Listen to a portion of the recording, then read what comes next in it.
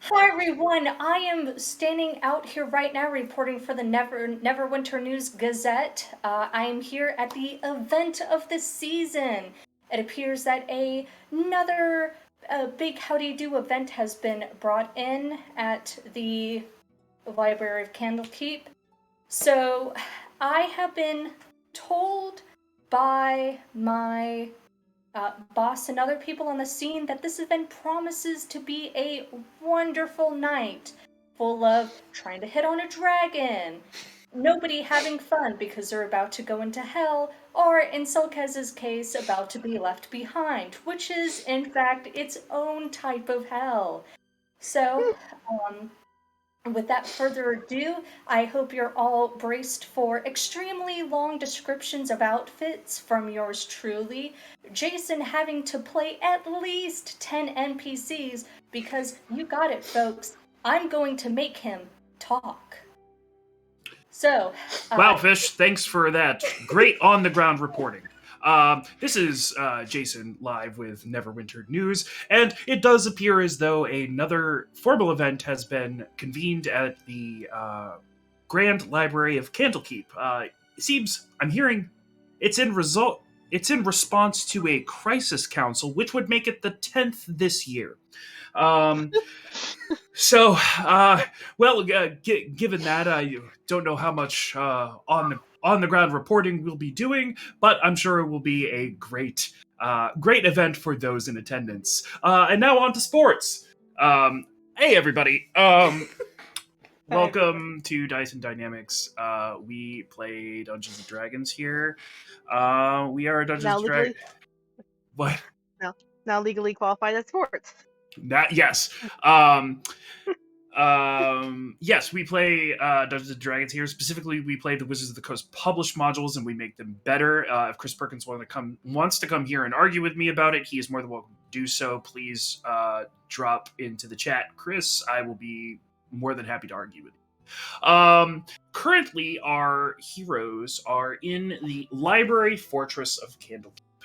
And as has been alluded to, there is a formal event on the horizon in response to the Crisis Council being convened to take their testimony as to what is happening in Baldur's Gate and, by extension, the lost city of Elturel, which they have learned has been pulled into hell as a result of a dastardly scheme by the once High Overseer, Favius Krieg, damning those loyal to Elturel to hell and in service of Zariel, who, in the sole absence of the death curse, decided to finally make good on that deal for the purposes of requisitioning souls for her army on the first layer of hell.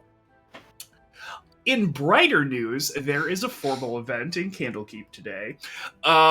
So, as you all begin your day, there is under the door a series of envelopes, and inside of those envelopes is a formal invitation inviting you to the evening's event.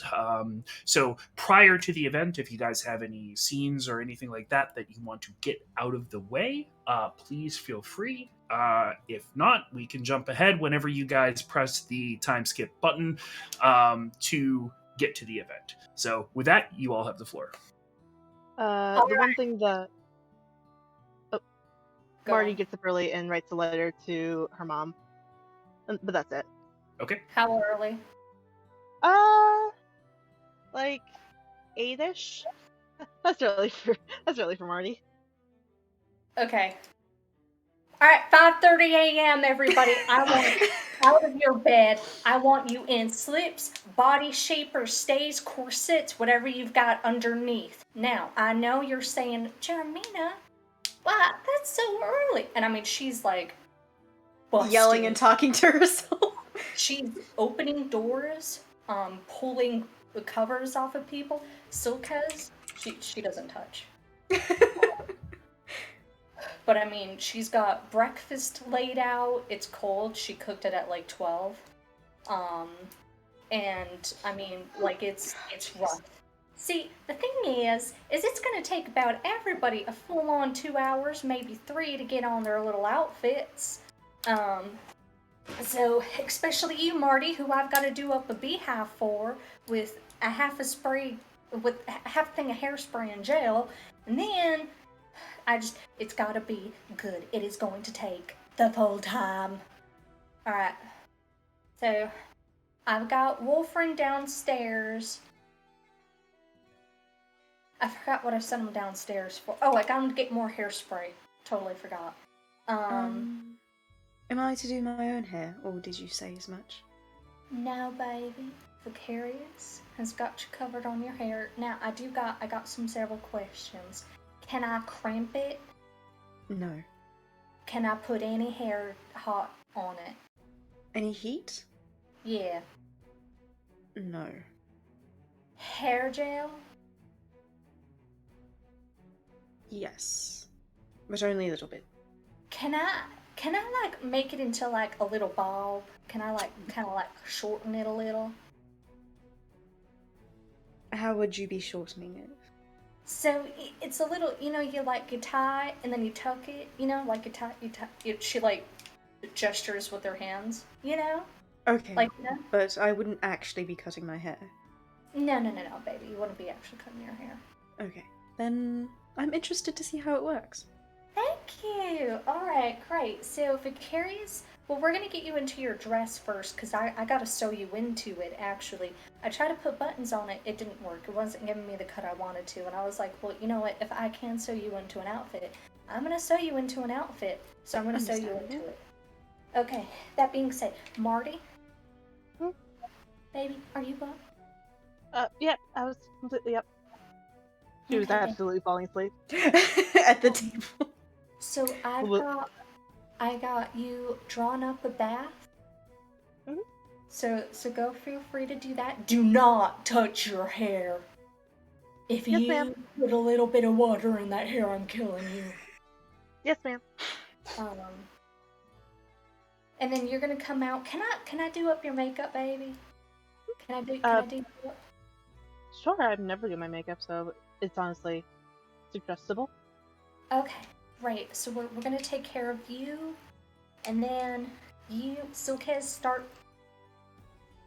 Put on your under things. Get your face done up.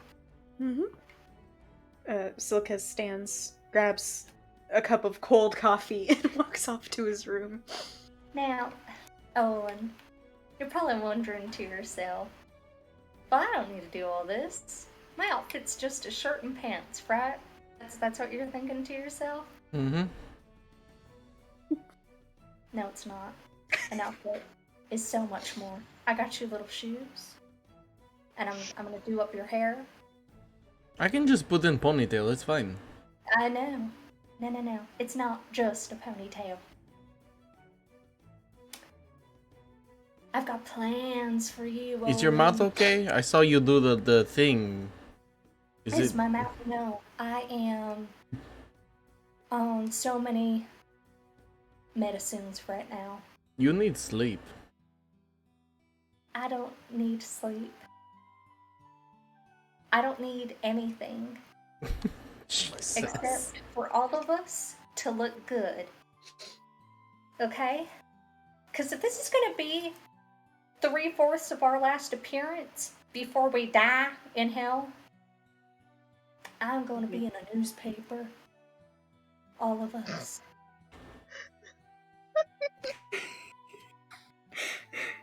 We're gonna get kicked out of Candlekeep our last night here. 100%. Because Jeremina starts going in withdrawals halfway through the event. Where's my Vicodin? Yeah, she's gonna crash. You're by the time we get muted, to the you're thing. She's muted. like, Freya, baby, I can't hear you. I said, why is it so loud out here? Because I'm so glad you're here, Rhea, because you are gonna be the belle of the ball. Alright, Olin may be gesturing at you to save yourself. But It's too late for that. So Rhea, I drawn you up bath too. Now, I left you instructions in your bathroom. Don't ask how I got in there, on what to do. But then just come out and I'll take care of everything else for you. Okay. Uh, She'll walk over to the cold breakfast.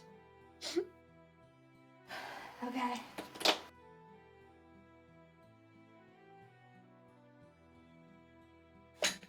Oh, we all look so good. What? Silkez, what? No, I was pressing the time skip button. Um, I think the rest of the morning is pretty much like that. I don't think it's clear how Jeremina's able to do anything until it's all like done. Like it's chaos until everyone's fully dressed, and then everyone's like, "How did this happen?" Mm-hmm. Uh, That is accurate. I think she like just gives Marty a very simple sort of springtime makeup look. And I mean, like, because the big thing about Marty's head is the beehive. It is a Yes. carefully constructed, beautiful thing of hair bumps and fake hair. The proper There's like, Baltimore beehive. yeah, there's like leaves and laurels put in. I think Olin has a half up, half down. Like a very generic fantasy thing where it's kind of like braided out of his face. Silkez's look. Ugh, divine, perfect, simple, understated, but the best among them. I was gonna say is because he's wearing the slip underneath. Is it iridescent on the top? I think it's just like, he's got on like a sort of, I think it's like a tough fabric, like a velvet of some kind. Mm-hmm. And then there's like a sheath almost that's like a gauzy material. Or not gauzy, but like I don't think it's iridescent. I just think it's like Mhm. see-through. Okay. In which case he would be doing his makeup evening style. What's the color again? It's like black. Oh Black yeah, and then he's doing evening style makeup, and since the colors are very like rich, he goes for a evening smoky eye with silver liner. Yes. And Jeremina ties the end of his hair and then sort of tucks it up and ties it and then hides it, I think, with like a hairpiece of some kind. I'm stuck with the image of Vicarious doing exactly that, but Jeremina's like, no, you're doing it wrong, and he's following her every single instruction. Yeah. Rhea. Rhea's dressed in a very nice little pantsuit. I just think it's like black and then like a red undershirt with like a. I think she leaves it like a little open, no tie or anything. It's a little open, um, with some dangly bright jewelry, and then I think she just combs Rhea's hair, or not combs, because I know she's got that beautiful textured hair. She just kind of sprays it, puts some conditioner in it, and then is like, "You're good. Have fun with that." Fair enough. All right. Is that it prior? Yes. Anybody else? Marty still does her letter, and that's it. All right. Easy enough. As you all make your way through the day, dealing with Jeremina's way of dealing with this situation, you eventually come to the evening time, the time specified on the formal invitations that have been slipped under your door, which is probably right about 6 p.m. Given the time of year. It is already dark, um, and the green door is open. There is no need to show any credentials. The guards simply observe you enter. Now, as you walk towards the library, you can tell that there is some increased security measures due to the Emerald Door being open. But eventually you go inside, and the sort of grand entrance into that bottom floor where there's those branching libraries of each of the schools of magic and styles of magic has been sort of cordoned off into what is effectively a little event space. You first walk under a banner that says um, the 10th Crisis Council Formal of 1493, at which point the floor will sort of open before you, and you see that there is quite a number of people here. As you sort of scan across the room, you can tell that they've artificially inflated numbers a bit by having the Emerald Door open and allowing people from the outside in. The easiest way to discern that bit of information is you see Little One sitting in a corner, sort of just nursing a tankard that is like half the size of a barrel, and having a conversation with someone. Likewise, you see robes and sort of similar vestments to that you saw in the bookbinder's shop, suggesting that what they've done here is essentially let those folks that work and study and just generally exist inside the Court of Air into the library for this special event. As you approach, a herald will step forward and say, welcome to the event. Would you care to be announced? Yes, we would like to be announced. Wonderful. As he'll individual names, or is there a Jeremina, Silkez, Olin, and Marty of the Divine Comedy. very well? He will place sort of two fingers, like as though he's looking for his own pulse, and suddenly you don't hear his voice anymore, and instead it is projected from the other side of the room under one of the banners, similar to the one you've already walked under, from these two sort of massive stones that reverberate. And he will say, Marty, Jeremina, Silkez, and Olin of the Divine Comedy. And it will sort of and fill the room and sort of inform as everybody takes a brief glance up to see you all enter, at which point he will turn to Rhea, and she'll just be like, I'm good, thank you. And as you descend down into into what is essentially sort of the floor, you are able to sort of scan across, and there's a couple individuals who are taller than others and things like that. You see some Goliaths, a Minotaur, things like that. And you do see the pink fluttering form of Lulu just kind of like floating around the dance floor, which it is notably a dance floor, as the stage on either side of those sort of large reverberating stones has been placed with instruments. There does appear to be some form of entertainment this evening, but it has not begun yet. Well, seems like we're on time. Do they got a coat man here? And I should note, Jeremina's wearing like a floor-length, featureless cloak, and is holding it tight. Do you think they got a coat man here? I really should have dropped the coat and then walked down, but I didn't think of it until we got here. I'm not sure. We could go back ask. No, it's fine. I really don't want to.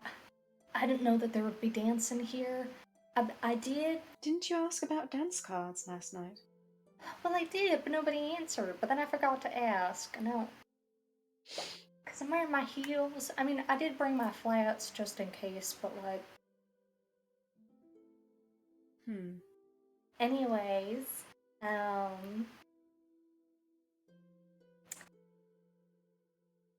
well,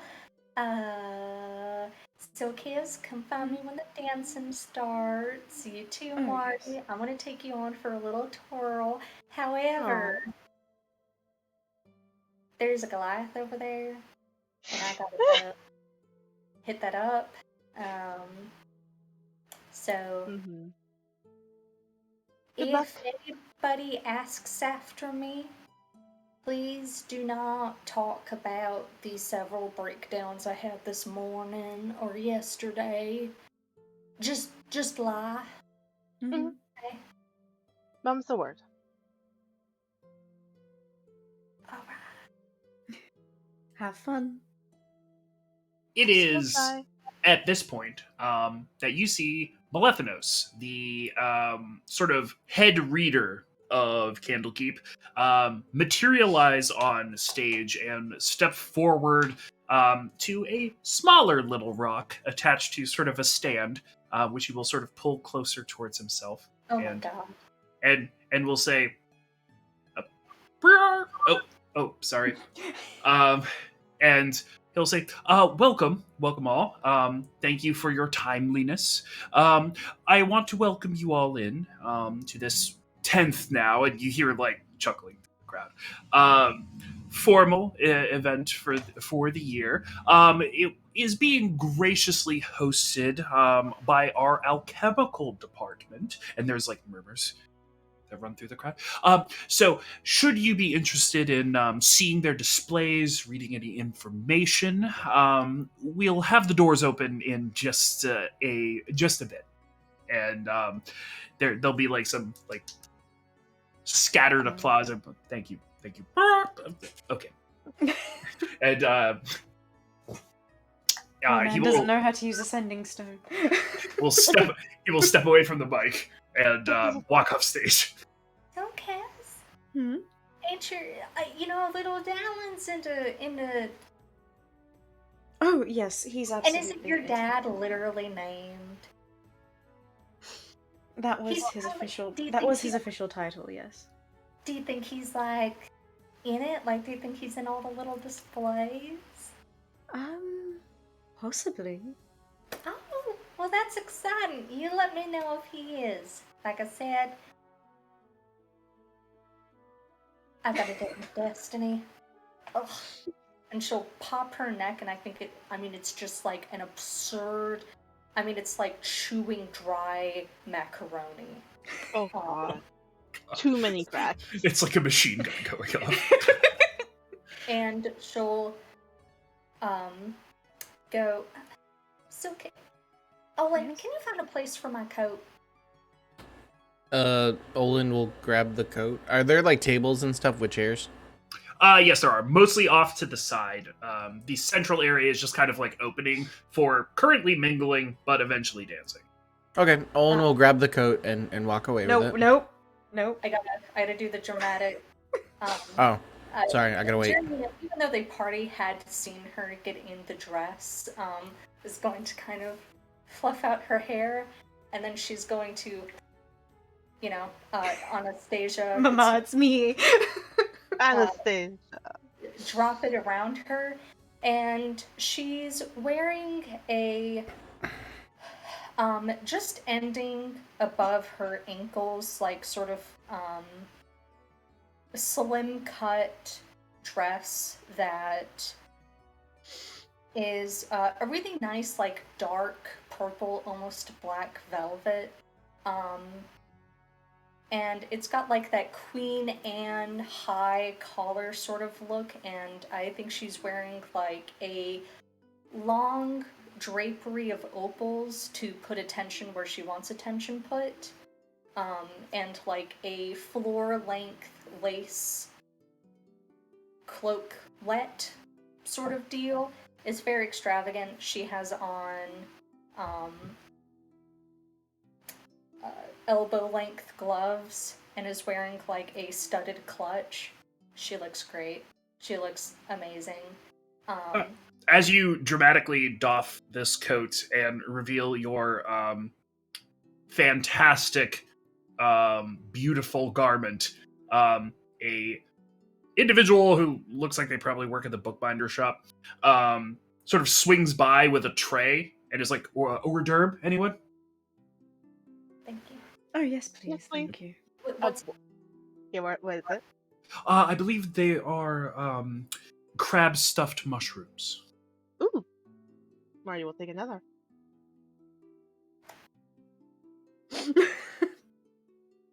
Have a good evening. Thank you. Okay. Now I'm gonna go hit up that Goliath. Alright. You look lovely.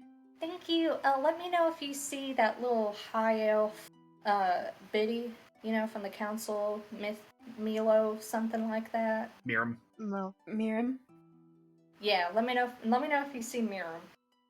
Okay. Alright. Bye everyone. Bye. Oh, by the way, Goodbye. if I get into a fight, you guys will back me up, right? Oh, of course. As long as you take it outside. Okay, great. I just wanted to know. Owen? Olin just touches the side of his pants where the blade is. Thank you, baby. Alright. Okay. She's gonna stride off towards one of the Goliaths who looks the most unattached. Okay. Goddamn. Fair enough.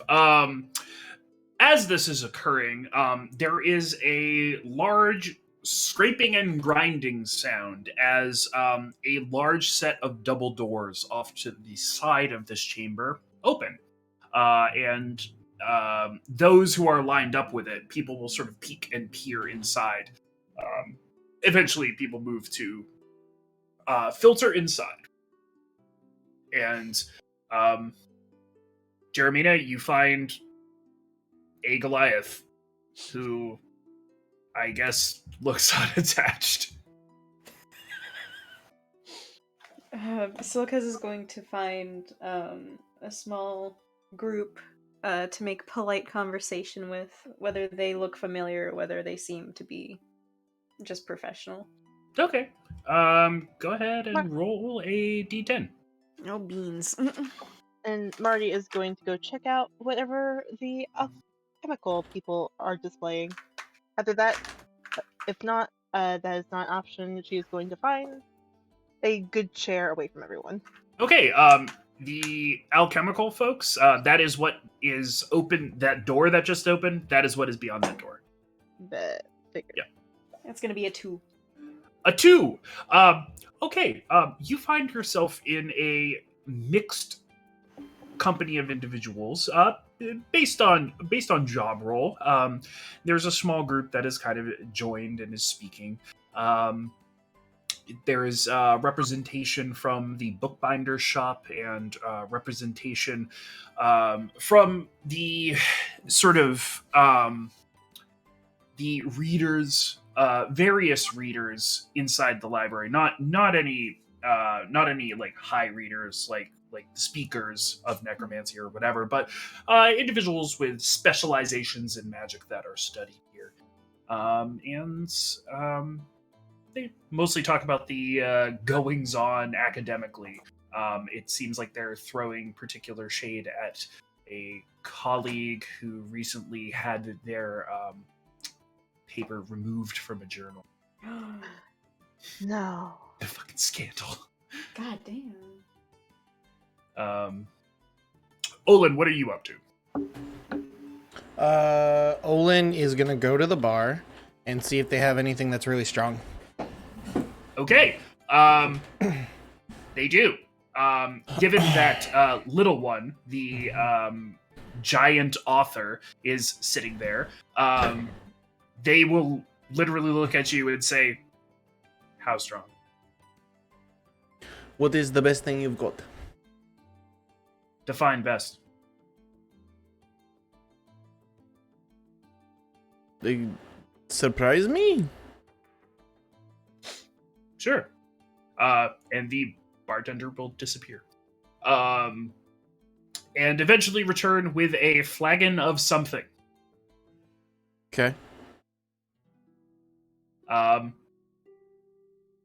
As you sort of pass it under your nose, it is very strong. Okay. He'll be smart about it since it smells strong, and he'll take a sip. It's pretty punchy, without a doubt.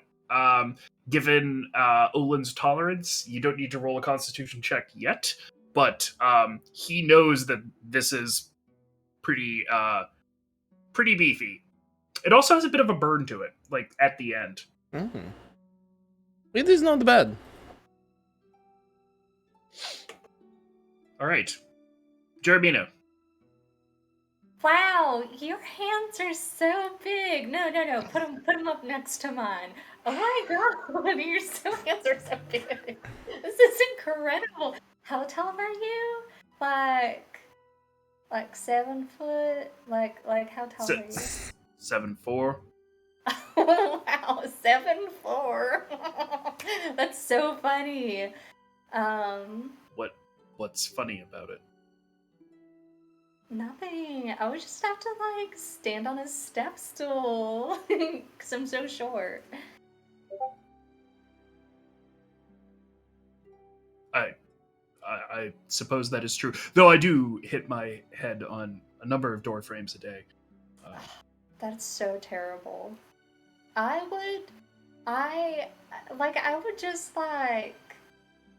would just make sure all the doors were tall enough so you wouldn't have to hit your head, you know? Like, I would think that. I think ahead, like that. It's one of the reasons working in the library is nice. So the nice open vaults. Yeah. So like, what do you do in the library? I study animals. What kind of animal? Well, specifically animals of the far realm. Mostly involved in, dissections and study of their strange organs. So you get in there. What's your favorite scene? No, not necessarily. I'm not the one doing the cutting, and he'll, as you said, large hands. I'm not exactly good with a fine instrument.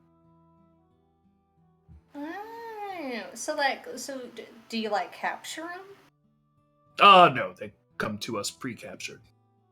Oh, so but what do you do then? Mostly categorization. Oh, taxonomy. Yes. That is so much fun. Well, I came up from Lost Skin, I'd say we found some pretty fucked up things, just because everyone's always doing cult stuff in Lost Skin. Oh, most certainly. I found this, they went deep fishing once, and then they picked up this fish, and it was, swollen, and it was ugly, and it had, flesh. Did it also have a strange-looking nose? Yeah! Yes, we get a number of blobfish in here. They say, "Oh, it's a creature of the far realm." No, it's not. It's just that the poor thing it's depressurized now that you've brought it to the surface, and it just looks like an eldritch abomination. I know, it's quite funny. Yeah, I make that joke all the time that I'm like a blob, I gotta stay stressed all the time because then without it I'd explode, like a blobfish. That's yes. Wow, so much in common. Were you planning on going into the alchemical display, or? Were you? I would hate to keep you up. Oh, yes, I had been. So crazy. Do you know stuff about alchemy? I can't say that I do. But that's one of the things that's great about this, and one of the things that Speaker Melathanos has sort of done to make these things tolerable is turn them into a bit of a science fair. Yeah, well, you should walk me in. I think it would be fun to go through with someone who like So, knows stuff. sounds good. Sounds great. She's going to hunt and try to make eye contact with Silkos. And she's gonna point at him and then give a thumbs up. Silkis is mid-conversation about the tea, and then also talking about Dallin considering the alchemical expo, and then he looks over and sees...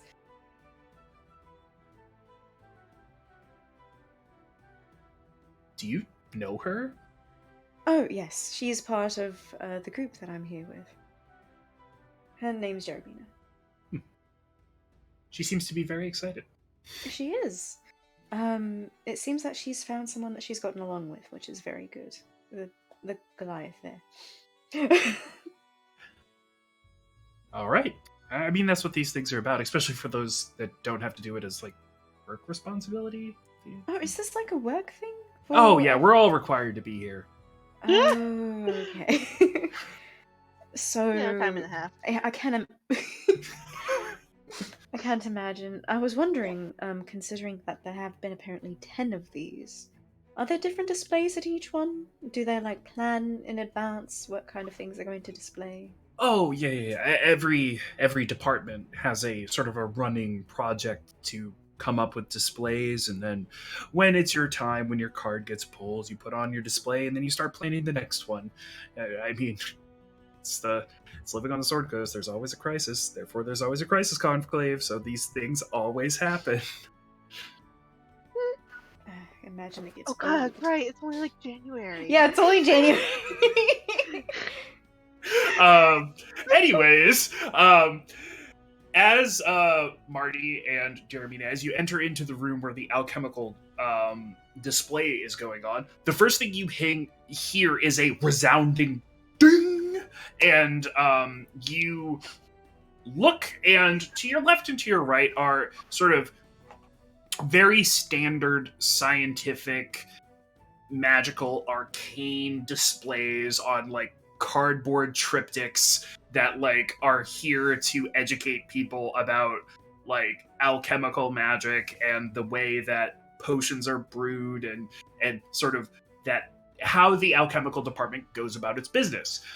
And then once you hit about the middle of the room, you notice that that's where the majority of the people are flooding. And on that side of the room, there is a sort of more bars in more places looking. So you sort of see a rising set of pillars, and at the top of each pillar is a bell. And sort of as you enter, the middle pillar just ping, boom, and a small little flyer flies up and ding, hits the bell and comes back down. It appears as though someone has sort of hit some sort of device to send this little thing up to ring the bell. And then on the right and left side, there are some sort of bottles arranged on tables, and a alchemist behind there, tackily dressed in a way that characterizes them as an alchemist. From behind you, and given where you're seated, Olin, you can hear this very clearly. You hear the herald, sort of the touch of the pulse once again, and the stones at the front of the room come alive, and says, Seeker Jedo Al-Eric, and the Speaker of Necromancy. And Fish, go ahead and describe the outfits that you've provided. So Jedo is wearing a long flowing robe that tapers at the sleeves, and then like fully buttons so that he has full mobility. and it's like tied very loosely at the waist to complement his figure. And it's like a sort of like almost chic angel thing. I think that there's a sort of like long flowing cape, almost like a train. Um, and it's all made so that if he needs to go into battle mode, none of it's restrictive. There's special slits so that his extra arms can poke out. Nice. And the beads that he wears have been like incorporated into the outfit. And besides that, very minimal. Though, like if you get up close, you can see that the base most layer has embroidery on the front, and it doesn't mean much, but it's just an extra detail when you get up close.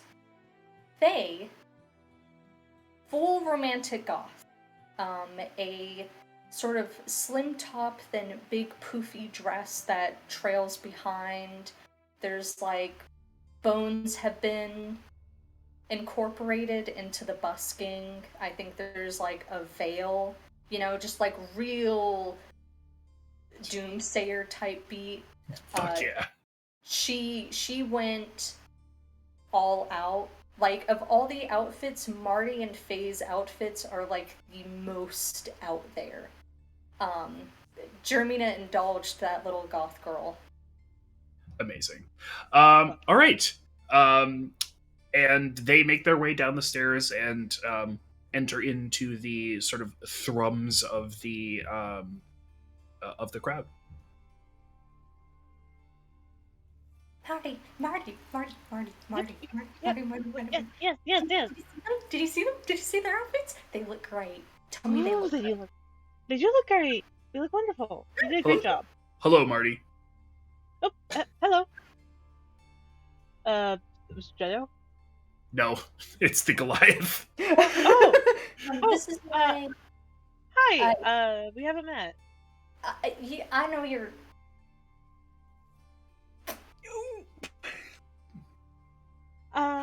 I'm Marty Terenig, and you are? Kazaren Dreamguard. It's a pleasure. She'll like shake his finger. I haven't seen you around before. Do you work here? Yes. In the sort of zoological. I work with animals. Oh, that's Are fun. real animals. He does like taxonomy. Ooh, that's cool. I'm not very well versed in taxonomy much. I'm more of a, and she'll sort of like lean back and sort of like knock on EV3, who's wearing his little vest and bow tie. Marty made EV3. Like, made. And EV3 can do all sorts of stuff. Like, EV3 is so cool. Oh, and I think by now EV3 actually has their new arm on as well. That is quite impressive. Yes, thank you. It took a while, but once you get through all the paperwork, you just sort of follow the papers that have already been written about field defenders and all that. Yes. Not too familiar with artifice magic myself, but it is fascinating. Do you know what they're doing over there? And she'll sort of like look over at the next ding that happens. Oh yes. They've done this one before. They do it every time. It's why they have and he'll sort of motion at the bells. They'll say, if you want to try a potion of fire, a potion of giant strength, they'll let you compare what you can do without it and what you can do with it. That's fascinating. I would love to try that. I'm a little bit of a noodle arm, so it'd be kind of fun to see what that would be like. That would be really fun for us to do, Marty, especially... Mm-hmm. You would destroy everyone. Yeah? Well, it doesn't necessarily work that way. The giant strengths. They sort of it's flatlined. It's barred. For example, the one I get the most effect out of is that one, and he sort of points at like the fourth bar down. Ah, I see. Okay, so if, like it helps you like reach a certain like level of precision, but past that it's like it becomes a different sort of like cap that it can reach. Sort of, yeah. Interesting. I think I'm going to go check that out. Good. Have fun, you two. I'll see you later, Jeremina. Thank And you. I might see you later too. And she'll give him a wave, and we'll I hope so. dash off. Outside, Silkez would have flagged down Olin, unless Olin is just gonna sit at a table. No, Olin, essentially, after he got the drink, he's slowly sipping that very wonderfully strong drink at the bar. Because just, Okay. he doesn't know anyone, and he doesn't really feel like talking to people. So, That's fair. In which case, Silkez would, he'd still flag down Jetto and Faye, and like, oh, hello. Hey, how's it going? I've apparently, according to the announcement that Melethanos did, this is the 10th Crisis Council? Yeah. Last one was for the wasting curse, and then the one before that, dragon threat along the sword coast. Really? Mm, Yeah. Hmm. Now, you might say, oh well, we're just in the first month of the year, but we operate on fiscal years, so Oh, so it might be more than one. Interesting. I have to say, both your outfits are looking quite nice. thank you. It's pretty comfortable. Faye remains silent, but is clearly enjoying herself.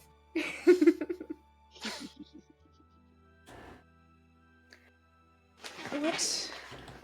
Do you know exactly what is happening in the alchemical displays? Is it more magic or practical based? It's usually a split of both. Um, they they always try to tuck the education in, Mm-hmm. but usually, especially after people have had a few drinks, they really just focus on whatever games it is that that whichever department has come up with. At which point, Faye will say, "They've never asked me to create a display." I think it's because I'm incapable of coming up with games that wouldn't people upset, want to leave. Mm-hmm. Well, I feel as if you would thrive. There is a holiday dedicated to all things spooky. Maybe one day you'd be able to do a display for that.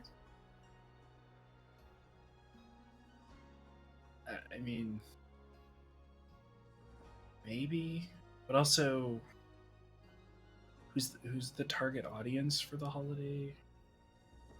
Like, Literally anyone that has any interest in, you could say, necromancy, spooky things, yeah, things of that nature. yeah. I just really think that the first reader doesn't exactly want a blood waterfall at his formal event.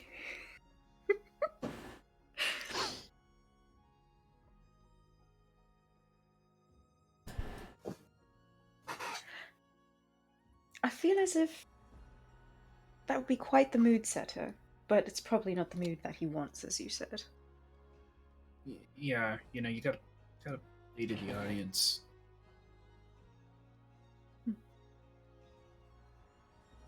In which case, I do have to ask, would either of you like to accompany me to the display? Jeddah will say, "I'll go along." Lovely.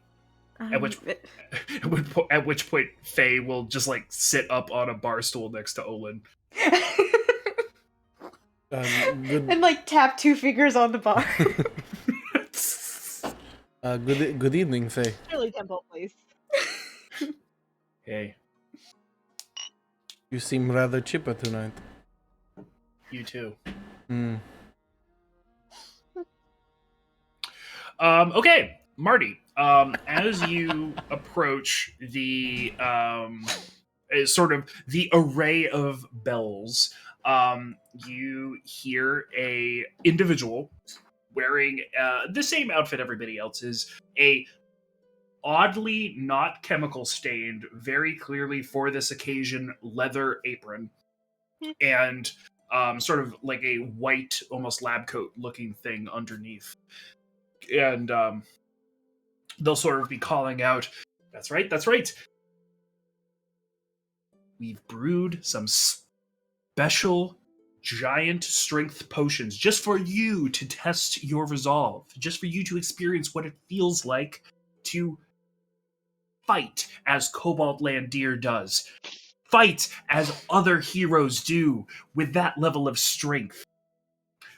Would anyone be interested in giving it a try? Ring this bell with your arms as they are now and select one that you would be interested in trying." And we'll sort of motion down at the sort of varying array of bells that get taller and taller and taller. The final one reaching very tall into the vaulted ceiling.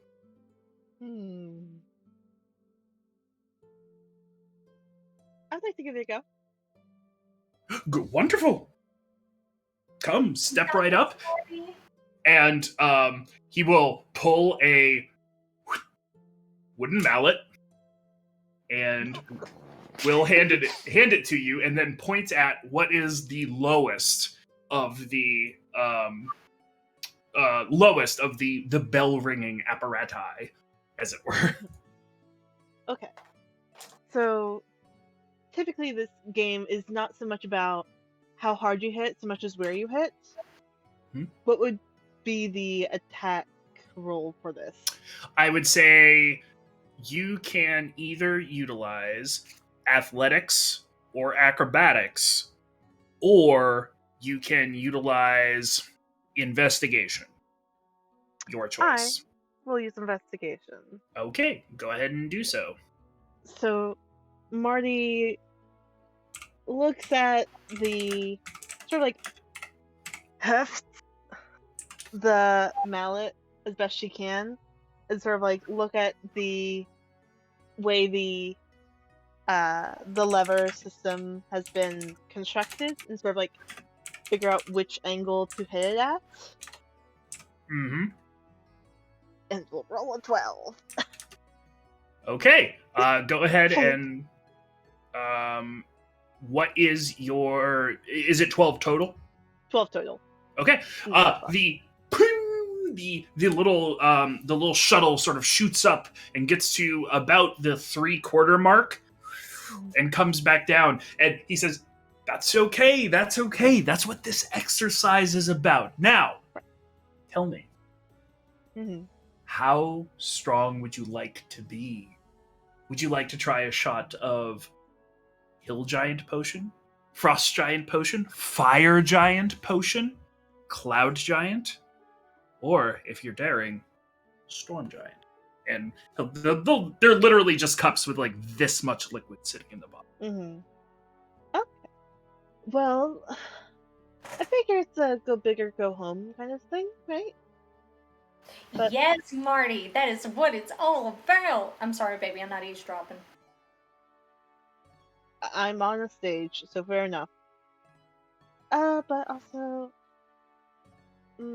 is there any like health guidelines that have been like set up? Are you allergic to shellfish? I am not. Okay, then you're fine for this one and this one. Are you allergic to fungus, sort of mushrooms, specifically those mushrooms from the sort of upper Underdark area. Oh no, those are great. I love them. Okay, then you should be good here. And then final question: do you have any sort of extreme cold intolerance? I not really. Okay, then maybe you're like halfway on this one. Okay. And the final one? Oh, well, any sort of insect bite allergies? No. Okay, then you should be fine. Wonderful. Marty will take a shot of the storm giant one, cause fuck it. Okay, all right, sure thing. As you grab it, he'll point, she's going long, and will point all the way to the tallest of the bells. You take the shot of potion. You feel your muscles get very strong, very tense. Your strength momentarily becomes 29. Okay. And go ahead and roll to send the shuttle up to the bell. So before Marty does that, she is going to What's the plus on Sure. 29? Plus 9. 9. Jesus. Okay. So before, like, as Marty steps up, like lifting them out, sort of like over her shoulder now, like giggling to herself, she is going to take a couple deep breaths in and focus on her heartbeat. Mm-hmm. And as she does so, she is going to cast Enhanceability on herself. Oh, fuck. Hell yes. And give herself Bull's Strength. And thus give herself advantage. Awesome. So roll 1d20 plus 9 advantage. 27. Okay. So you strike the mallet down, and the shuttle flies up, and it ping hits the bell with a resounding sound, and comes back down.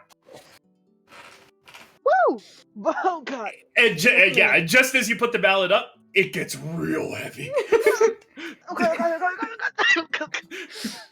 Ooh. Ha! Marty! That was so cool! That was so awesome! Look, wait, Silkez, I can smell your perfume. Where are you? I'm over here with Jeddo.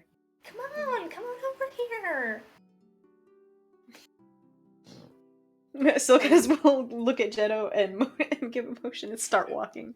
Yeah, he'll sort of point at like one of the like cardboard like science fair triptychs. It'll be like, the cult actually used to store similar potions to that in the prosthetics, and they just sort of go intervene. Okay, yeah, let's. As they're walking, Silkaz will have listened to it. He'll be like, really? I mean, that would make sense. You would want your warriors to be able to have access to that strength at any time. Yeah, no, it's interesting because oftentimes it takes like 6 seconds to utilize a potion, but the way that they have it structured is that it's way faster than that. Really? So would you say it's half that, or is it like It bonus? it would almost be like a bonus 6 seconds. Interesting. Interesting. I can see why that would be very advantageous.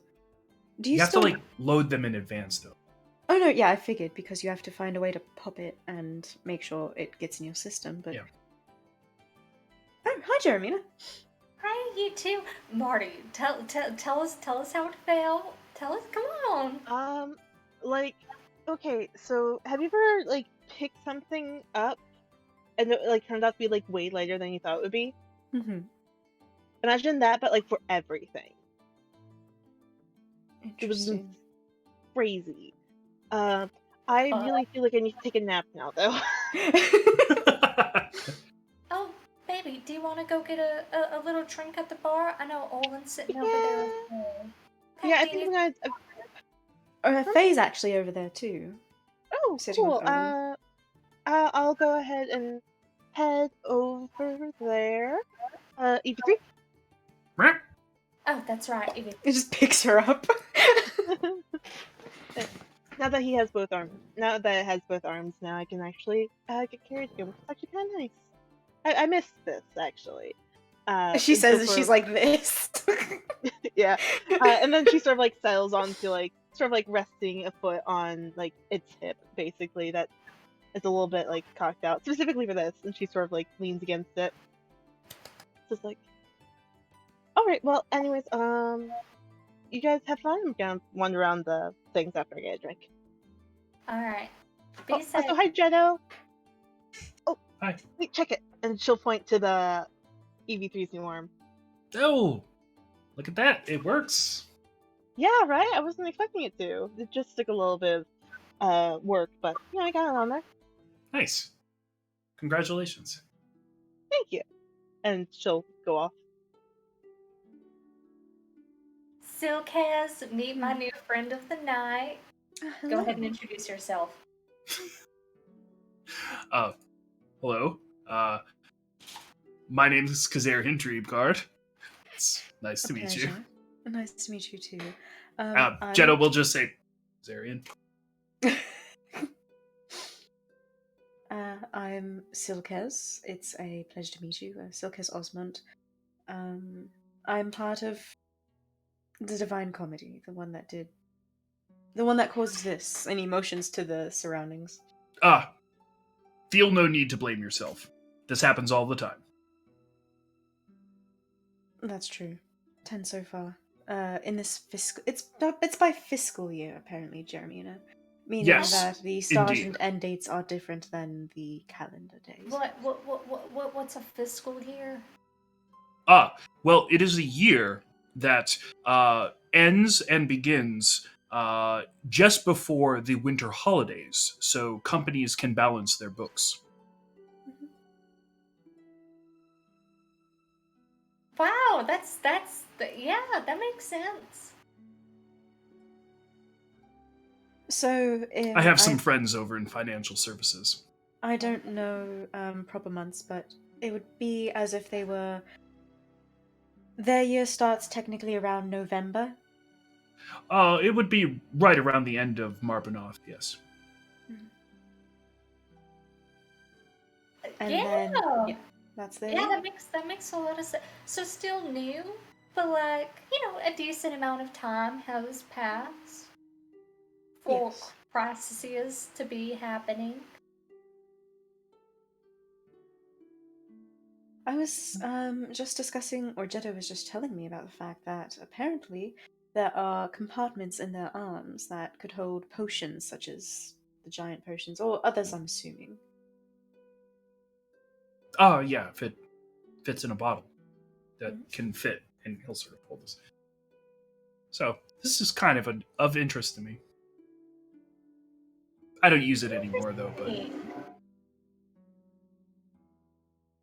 It reminds me of,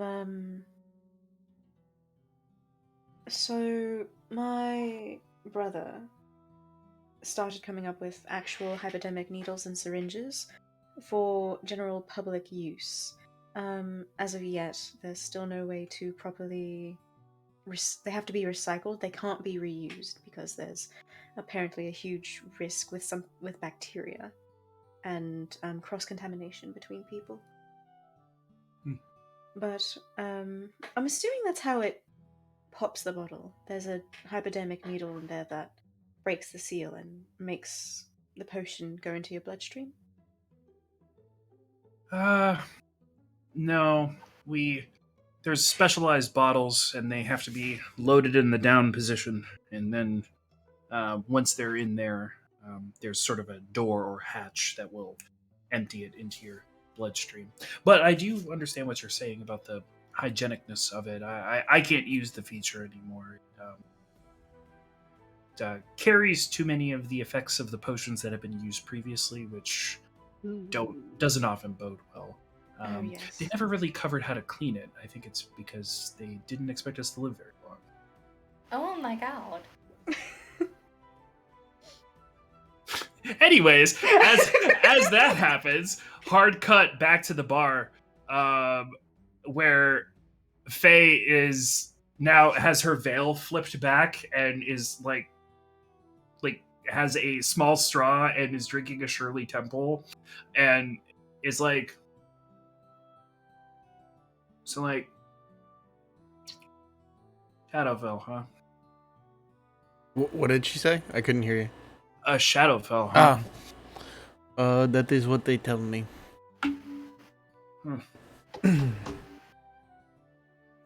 Like, where from the Shadowfell, though? I think they said Barovia?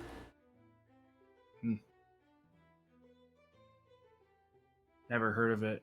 Apparently neither have I. That's rough. It gets that way sometimes, but you know, people like Silkias, Deramina, and Monty, they kind of make me forget that I don't remember things sometimes. It's helpful. Do you want to remember? Well, of course. It would be great to remember. I would know where I came from. Why I have two souls as items on me at all times. I don't really know much about souls. Not really my thing. I don't know. I just know that sometimes when people can't remember things, it's because the things that they can't remember hurt really bad. I do get some dreams, but I don't know if they're real or not. Can you tell me about some of them? I guess one is, and he'll pull out the bishop, and then go, "This is Natasha," and he'll put the bishop on top of the bar. The memory I have of her is talking to her and her mother, and basically just making her smile. And for some reason, I can't remember the feeling that soon I will not see it again.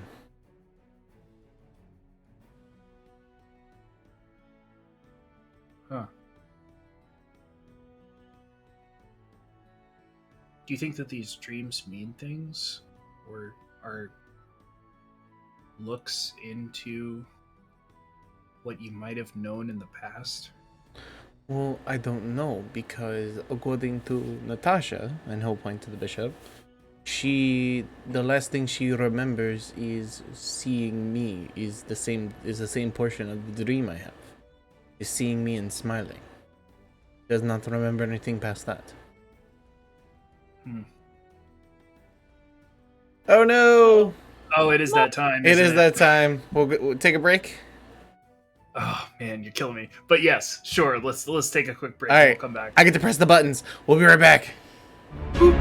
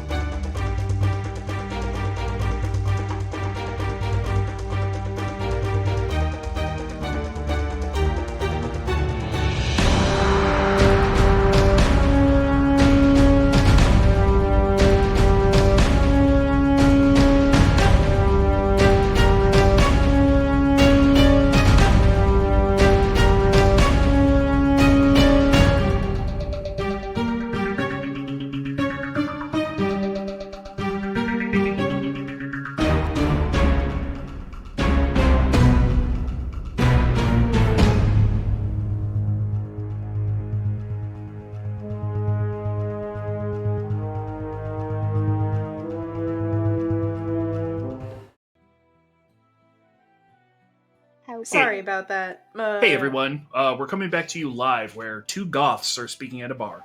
Thanks. Eh, Um, Wow, and, ruthless. Uh, I mean, Fa- is he wrong? No. Faye will just sort of say, "So it's not just the one. There's more than one." Olin will look around to see if he might get in trouble as he slowly reaches for his dagger. No one seems to pay much attention, and she'll just sort of say, "About 60% of the room could kill you. I wouldn't worry about it." They could certainly try, and he'll pull out his dagger, the Raven dagger, and put it on the bar, but put it where the handle is facing her, and the Raven feather is there. This is Eula. The only thing I remember of her is that she made this for me, and the one thing that kept popping in my mind in that dream is is something of no matter how many times her work still surprises me. Which, according to someone saying I was in the wrong time or something, I'm wondering if it has something to do with that, because I don't know. They didn't really give much information about that either. It could be. Dread planes are all pockets taken off of other planes that do in some way exist out of time. So, I don't know. At which point, Marty and EV3 arrive. Hello. Hey, did you have fun, Marty? Yeah. Oh my gosh, I got to try a storm giant strength potion. It was so cool. I like, but and now I'm a little woozy, so I should drink something with sugar. I would assume Or so. get a snack. I've read about that Landier person. He seems very strong. Oh right, yeah, Cobalt. He's. I mean, I know he's probably different from the books, but he seems very nice. And he has like this whole. I love you all, but fuck you about those doesn't- books. You keep fucking me up. Like I want to read it. I have my theories, and I've actually. Have you ever? Well, you were in Baldur's Gate for how long? Like a couple of weeks. Did you ever come across a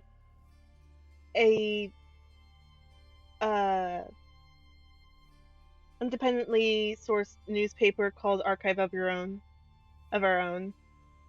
I never went to look for the news for the most part. I tried to follow what Jacques told me, was to try to get my memory back by taking walks and hoping something would jar my memory in the area I was found. Okay, yeah, because it's a series of stories that have been written by independent authors, and there's a couple stories about the Landiers in there, and they all have some very interesting theories, and apparently some of them might actually know the Landiers, which gives it a very interesting. That is interesting. It's a coast-wide periodical. We could probably get it. Do Ooh, you know much about the Landiers, Faye? Yeah, well, Lefty and Cobalt specifically. And then I think that the youngest one, there's something going on with Mistra, but I don't know much more than that. Oh, right. Jason, what does Faye Jet. know about Cobalt and Lefty? Probably that they're noble. I know, but well- not many people fully know that his nickname is Lefty. That's why I'm questioning it. Well, fine. specifically, the Cobalt helped solve the giant crisis problem, and more recently, Lefty is come into the care of the Landier state. Oh yeah, I've heard about him. He's been actually I haven't heard much about him aside from the fact that he's taken over the estate. It's big news in Neverwinter. Yeah, I don't really know too much about it. I don't follow celebrity politics. He's also wanted in Whitehorn. Just a little bit. You know, That's gonna come at a hefty price for them to ignore him. mm-hmm. But yeah, we should try to find the periodical. It's always a fun read. Yeah, Some of it isn't really well written, but you take it as you go. I mean, we're literally sitting at the seat of knowledge of the entire Sword Coast. If it exists in written word, it's probably here, whether it should be or not. Mm-hmm. Owen will put the items away since it seems like we've changed subjects. Okay, fair enough. And with that, we cut back to what is happening inside the alchemical room as Jetto, Silkez, Jeremina, and her Goliath friend are standing there. So, Jetto, you look great. Is the outfit working for you? Do I need to make any adjustments? Oh no, it's pretty nice. I'll definitely wear it again. I'm really glad to hear that. I made it so you can just wear the layers as you want. Just get as much function as you could. Yeah, and it'll heat up here soon enough. Well, I'm not really worried about the heat so much as I am the humidity here at Candlekeep, which is 100% just me bitching about the humidity in Massachusetts, but whatever. Yeah. Living like within sight of a river. Within sight of a river. When you have time later, can we talk? Sure. I'm here, and he'll dig in his pocket and produce a small watch for the next 2.5 hours. Awesome. Great, good. Yep, that's good. That's really great. Has anybody seen Marum yet? No. I scanned and I didn't quite see him. Does he usually come to functions like these, Jetto? Or does he have better things to do? I think it's they. Miram? Sorry. Miram sometimes appears. Depends on if they're entertaining guests or has a good reason to appear. Being the Sky Warden, and we do not necessarily have a replacement. They're generally occupied during these events, given that most of the other individuals capable of defending are here in these rooms in sort of motion between the two chambers. Understandable. I suppose you don't have the title Sky Warden without an endless amount of work. That is true. Well, have they opened up the dance floor yet? I don't know. We can see, and at which point we cut back out to the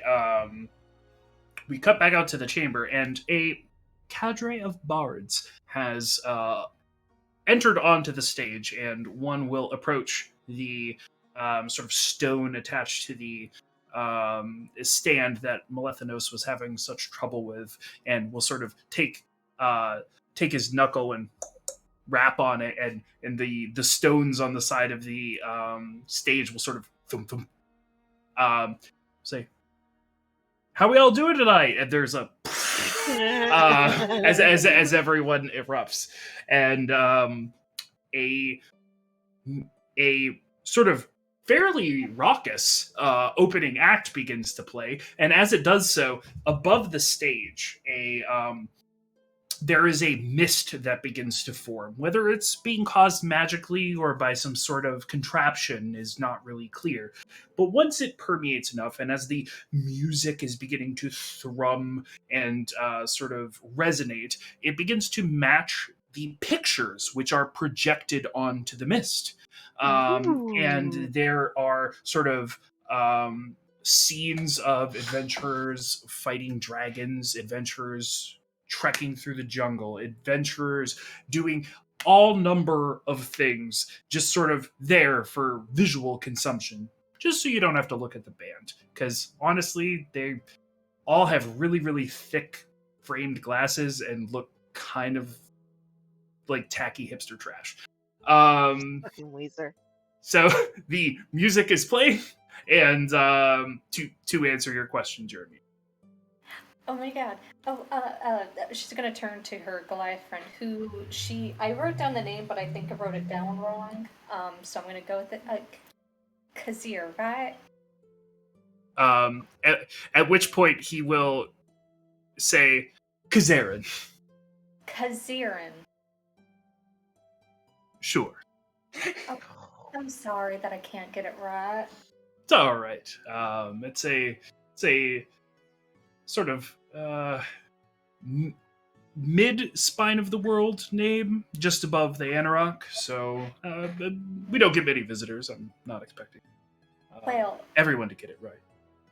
holding on to like his forearm, I'm going to go ask Silka's out for a dance. Then, and I'm gonna let you have some time for yourself. I found you really quick.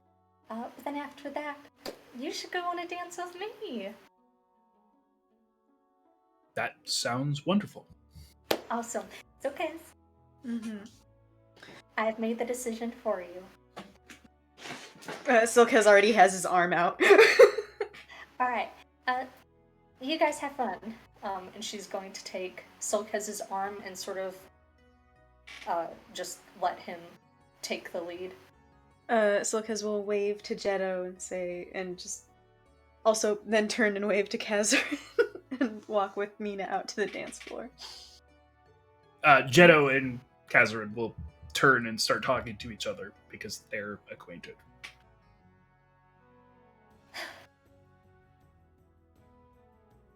This is How's it going? oh, it's kind of awful. Why do you say that? I don't know. I mean, it doesn't seem like anybody really wants to be here, and to be honest, I'm a little overdressed. Well, to be fair, when they said formal, I was also thinking of something more. He motions between their outfits. Yeah. I don't know. I just kind of.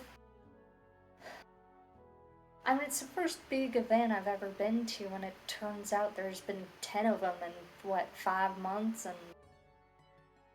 You know? Mm-hmm.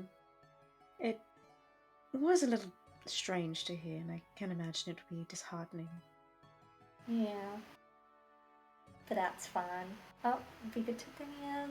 We do get to dance, and you absolutely have one of the... I would say he looks around, he looks at Jetto, then over at the bar. You have one of the top 7 outfits here. And I made most of the others, so... Exactly. Arm on shoulder, arm on forearm, no waist touching. This is a Christian Minecraft server.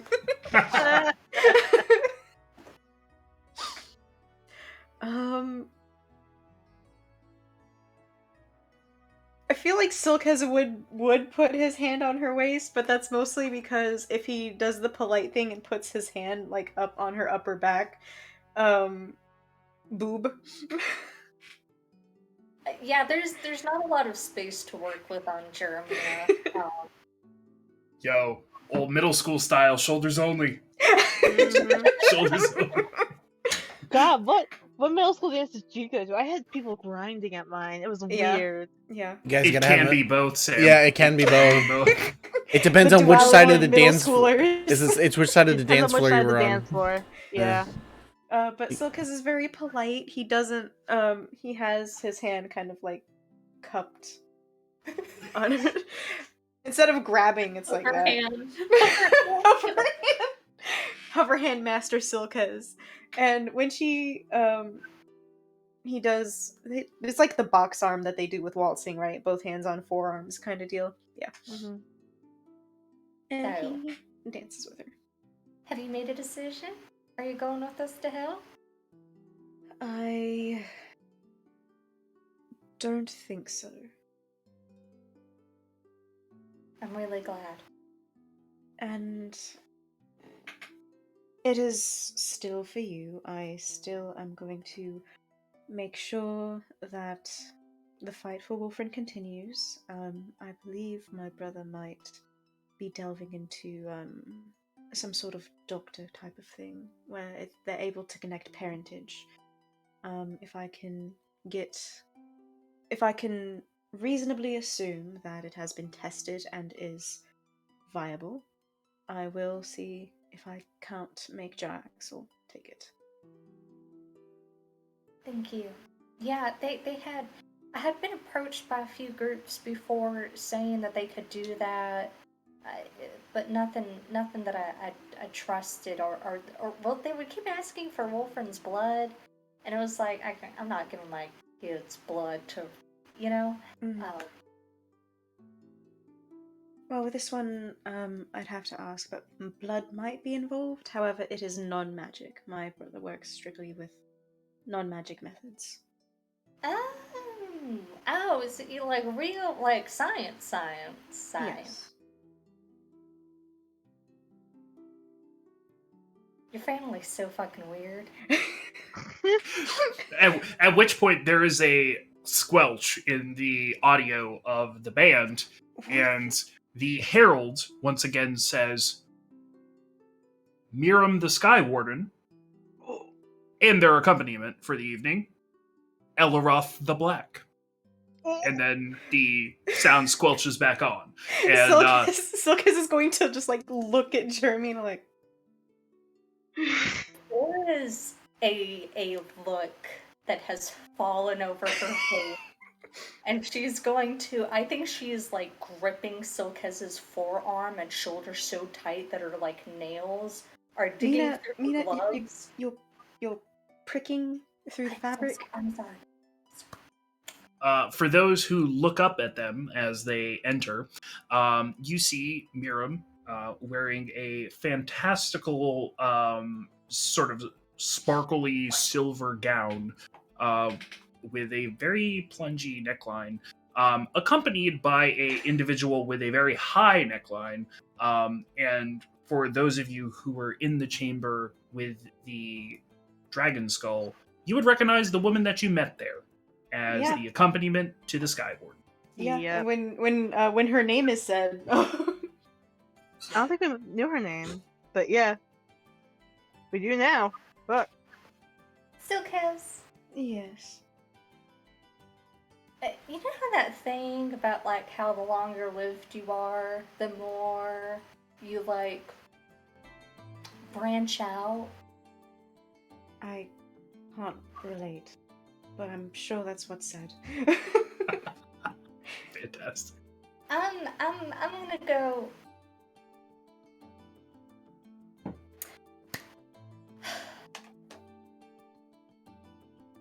This dance has been so great, Silkes. I'm sure it has. I love you so much. And I love you too, Jeremina. Have fun.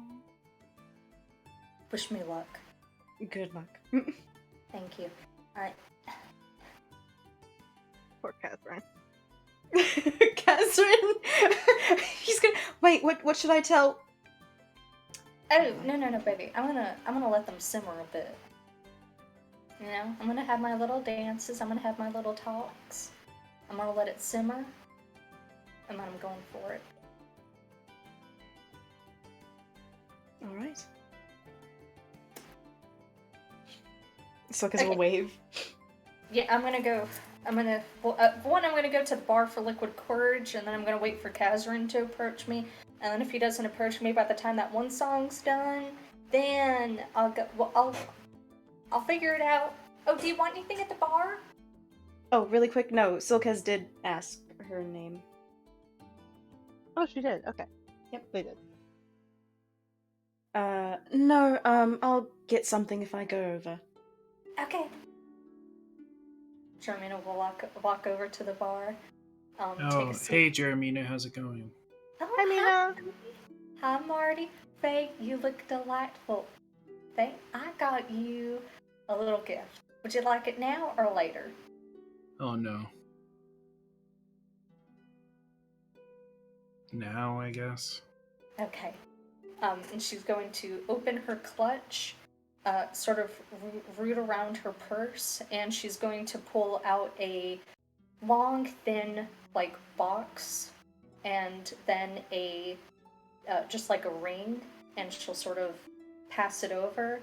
And the ring is like a very gaudy piece of like costume jewelry, but it's like a skull, that's just like really big. Sure. Um, Should I open the box? yes, go for it. She does so. And it's just like a long feathery quill with a silver nib. So I got both of those pieces while I was out in Baldur's Gate, and originally I was going to do it for a little bit for Olin, not to talk about you like you weren't here, before I got a better sense for your style, and I thought, well, no, I got it for you, Faye. I just thought it would be nice for you. Oh, thank you. Good writing implements are hard to come by. She'll say, definitely focusing on the quill. Thank you. I'm really glad.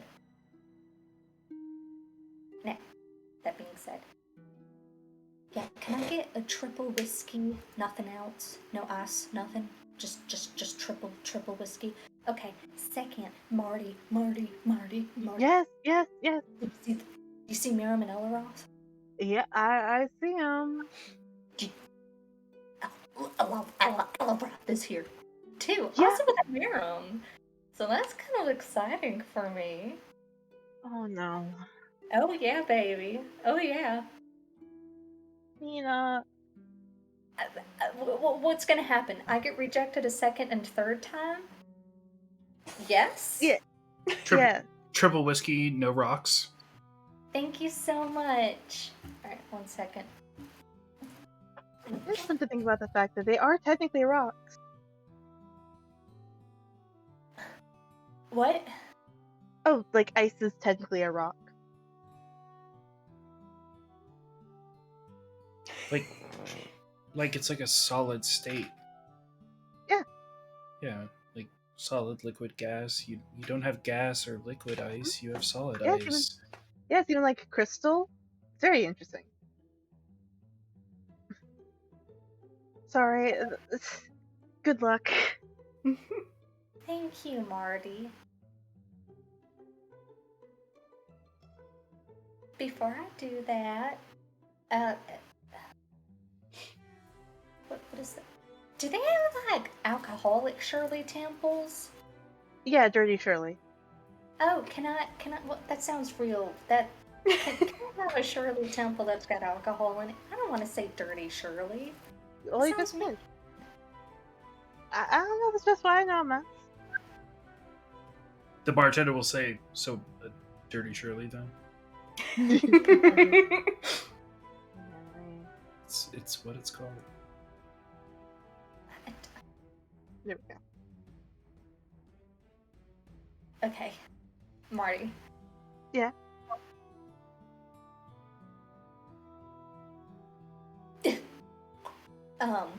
Can we dance after I'm done with this drink? Can I take you out for? You should let me take you out for a little dance. Oh yeah, sure, of course. You said you would. I'm looking forward to it. Okay, drink's all done. Oh, that was fast. Okay. Jeremy, to make a Constitution saving throw. Absolutely. Oh no, that was a lot of alcohol all at once. Oh, which also Olin make a Constitution saving throw. Even for the slow drinking? At this point, I'm going to say yes, given the drink you ordered. Fuck. There's nothing special I can do. GLHF. Down. No, I'm Sorry, fucked. Silka's. That's a 5. Silka's meanwhile. You're not fucked. You're just starting to feel it. Rip. You definitely got the woozies in a way that like you may have disadvantage on dexterity based abilities. But other than that, you good. 21. 21? Yeah. Okay. You feel pretty good. I feel great. You know, I really like these drinks. You know, when I was a waitress, I didn't actually drink a lot. Even when I was a bartender behind the bar, because well, like you know, the thing is that when you work around alcohol so much, it really causes you to drink, especially when people are like, "Oh, let's make conversation," which is a thing that happens to you as a waitress, right? Like, it's really a social-facing job. Yeah. Which, Jason, I got a 5. Okay, yeah. Then yeah. That's disadvantage on all dexterity checks. Should you decide to make Olin anything. is like slap happy smiling and enjoying his time. Well, Jermina's gonna slide out of the chair. Marty, come on. all right, here I come. And Marty will slide off the chair, slide off the stool, and land on her feet because she hasn't really had anything to drink yet. And will go and join Jeremina. All right, here I come. Jeremina is going to lead Marty in definitely a more casual dance. I think just like hand in hand, sort of like energetically moving back and forth. And I don't think Jeremina's by any means a like big dancer, but I think like she's infectious to be around, right? And that more than makes up for it. Marty's enjoying herself. I was having a real big think to myself at some point in the past. So, you know, you mentioned that girl you had, that little girlfriend. Sorry, I can say that word. Girlfriend you had out in college, right? And I got more case for her being like me, right? I had this real big thing, and I thought the same is true for me. You know, I liked this girl a while ago, and that's who you remind me of. Cause you're both like, you're both kind. You both got this interesting way of approaching things, right? You're both wicked smart, and you undersell yourself so too much. Humble. You're both humble, and I just thought that was so good. Also, you're both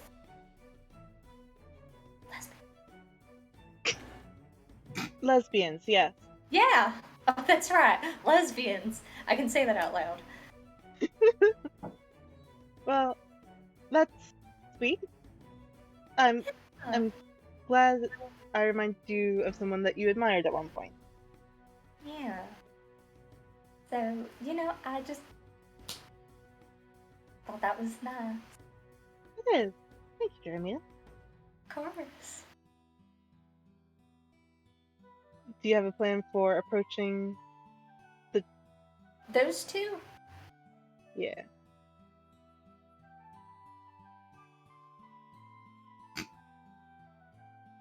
Oh, yes, I do. I do got a plan. Miriam gave me the map, and Elroth was at the Dragon Skull, so I'm going to approach and I'm going to say, hey, Miriam, thank you so much for extending me the map. I've been able to take a look at it. I've been trying to memorize as much as I could. I know that it's going to change soon, but I just wanted to say thank you so much for reaching out to help during the council. I really appreciated that. Lady Elroth, so great to meet you two. You both have such a striking figures and memorable personalities. How do you two know each other? Wow, that's incredible. Do you guys like women? I'm not gonna do that last part. Um, but like, Yeah, you're you going to know, like mention like a famous play that has two women in like like gay vibes to it. See if they know about it, that sort of thing. the thing with that plunging neckline, high neckline. Yeah, it's kind of obvious. Yeah, kind. Yeah, kind. You know, kind of. Oh, and spin. So, There. oh my God, you. Alright. And she pick Marty up and twirl her and plop her down. So, but yeah, Mhm. and then after that, I think I can maintain a conversation. You know, like I know stuff. Yeah, I mean, you are, as you said, you are infectious. So if they are not infected, then it probably won't work out. Yeah, and you know, it's perfectly fine if that doesn't happen, cause You have that Goliath you were talking to? yeah, I do. Well, I don't like to think of Kazran,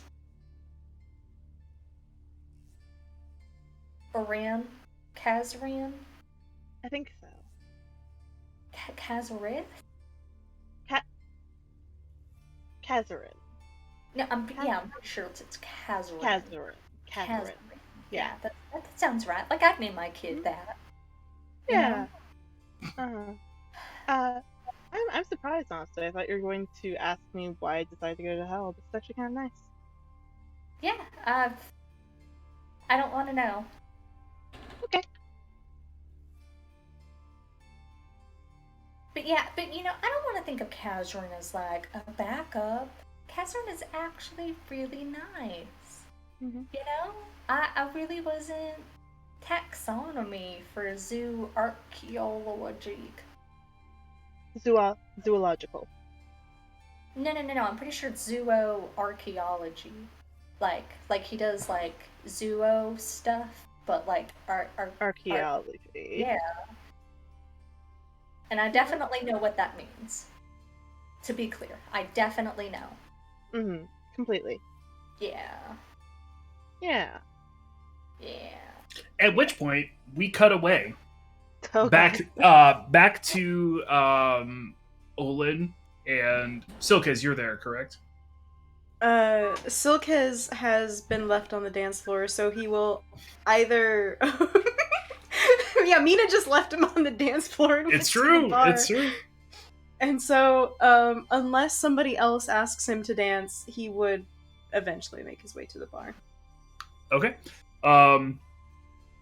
At the bar, you find Olin and Faye being goth together, which is my support group. But Olin is a smiling goth.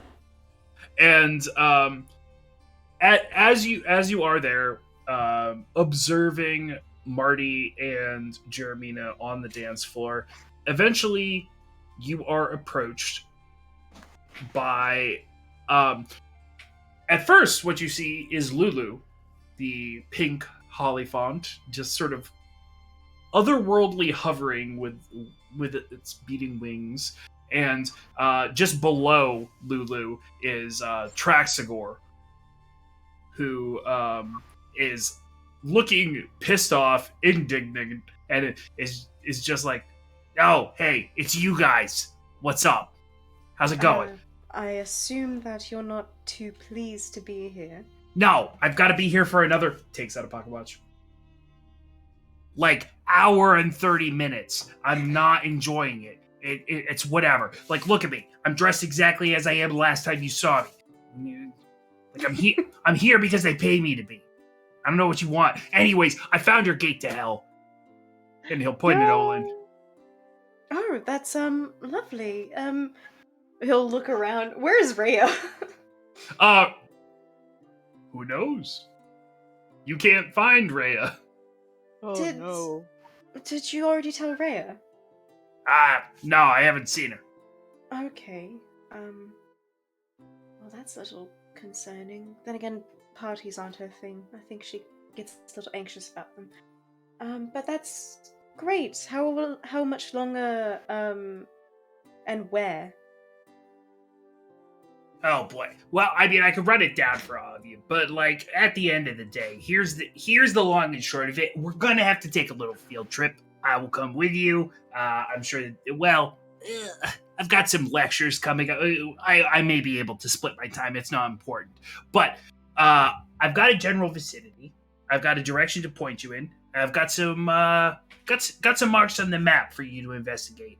Bad news is it's not exactly a tropical vacation. It's most likely in sort of like the nub end of the Anarok Desert. Oh. I mean, that would make sense. Yeah, it's like somewhere like around. He'll manifest a brief minor illusion and like point generally at a map. That makes sense. I have to inform Jeddah because that's where he turns to Faye. That's where the tower is generally, somewhere in the Anarok Desert, right, Faye? Yeah, but it's way more north than that. Fair. It's around like there, and she'll point like far, far north of where Traxagor was pointing. Well, either way, I still think it makes sense that it would be placed in the desert, but oh my god, I don't want to be in the sun. Yeah, anyways, this one, and we'll point at Lulu, hasn't been able to stop prattling on about all of you. She's Hi, Lulu. big fan. Hello. It's good to see all of you again. Mm-hmm. It's nice to see Familiar, you too. happy faces. Are you enjoying yourself? I have been to many of these parties, but this band is particularly bad.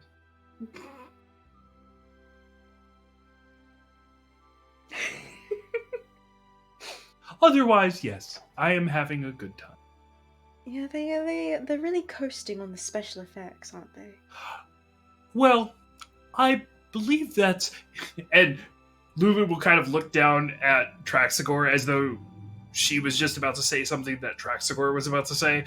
And Traxagor's like, oh yeah, that's Explodimus. He's really pushing this and has been pushing this for the last 2 of these events. Yeah, he's big on it. I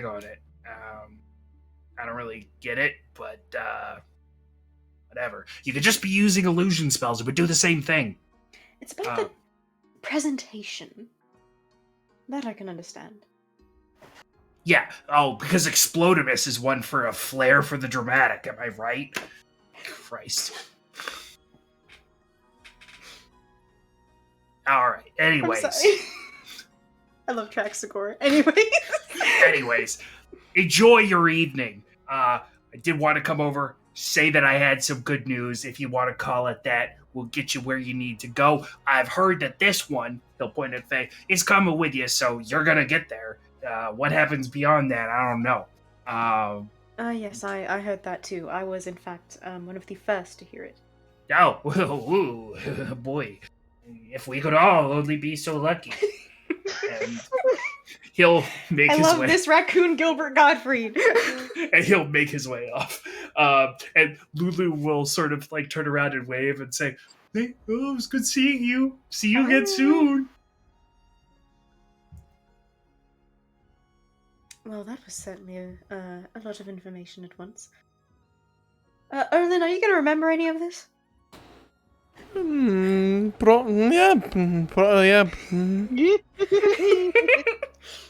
I'll Probably. remind you tomorrow morning. We don't have an ETA. I'm also starting to feel my Shirley Temples. I thought you said there was no alcohol in those. There isn't. It's the sugar. Oh. Presuming. Yeah. She can't drink. Lol, child. Do you want Minor. do you want a beer? She's 14. I don't know what the fuck am I supposed to do. I've seen that one. Jeremina, now driving Marty, is going to wander back over to the bar. Okay, can I get another... Marty, have you had a Dirty Shirley? Not for a couple of years. Dirty Shirleys. Nope. Oh, And did then you can know I- that it was named after a very famous starlet who was once gracing the stages of Waterdeep? Oh, I Says remember her, this yeah. particular barkeep. Okay, that's nice. And then can I get a martini with an olive? Marty, Mina, What? we've got some news. Would you like to hear it now or tomorrow? What's the news? What are the vibes? At which point, the mic squelches. This is for all you lovers out there. Oh. Get out on the dance floor with that special someone. The music. I chimed in. Haven't you people ever heard of? Which, Demonetization. which that wasn't the reference I was going for. I had to do it though. It's too funny. No, but yeah, it was a Back to the Future reference. Anyways. Oh yeah. 21 Guns starts playing. Johnny No, Boy. a very, very slow vibe, slow song begins to play. Jeremina will open up her clutch, very quickly rifle through her compact, get her makeup situated, prestidigitate, fix her hair up. Okay, I'm waiting. Godspeed. Well, no, I'm just gonna stand here and look. She's gonna prop herself up on a stool and look like she isn't waiting for someone to approach her. Let me know if you guys see Kazarian approaching at all. Marty will sort of from her seat, standing position on top of the stool, she'll look around. Again, the news. The news is neutral at best. Okay. What is it? Oh yeah, go for it. Traxagor found our portal. Oh! That's so great. That didn't blow my mood at all. How And did where Riot? is it? It's in the Uh, Anarok Desert. Where is Riot, actually? I don't know. I haven't seen her all night. And apparently Traxagor hasn't seen her either, which is somehow even more concerning. Traxagor is also 1.5 feet tall, so. Yeah, to be fair. The dance floor begins to flood with couples, with individuals interested in engaging in romantic dance. Of notable people that you can see from your elevated positions, you do see Jetto and Rango dancing. You also do see Miram and Elaroth dancing, and you also see Little One taking extensive notes. At which point, Kazarim will come over, and Jeremy, you see a sort of big Goliath hand sort of fall down in front of you. Jeremina, sincere, genuine delight. I think her mood just complete 180, and she'll slam her compact down, and I think you can hear the hinge break, and then she puts her purse down. Mario will take her drink for her. Have fun. She'll get down out of her seat, point at him in front of them, and then be led to the dance floor. Kazarim will go out of his way as the dance is occurring to bend his knees a little so he's not so tall that he's just yeah. He generally does his best to be a good dance partner. Oh, what's the roll for this? I don't know. Performance? What's Acrobatics? what role are we doing?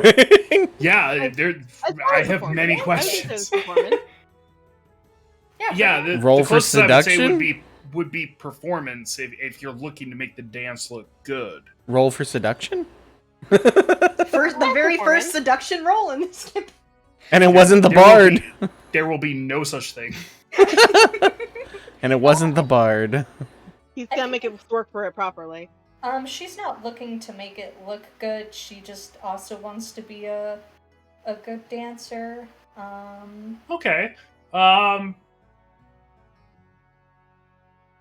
You can make a insight check. Oh, I like that. For reading your dance partner's intended motions and moves. Also, the day that Silkes genuinely makes a seduction roll, hell will have frozen over. That is true. That is so true. 100% There is a true. part of hell that is frozen.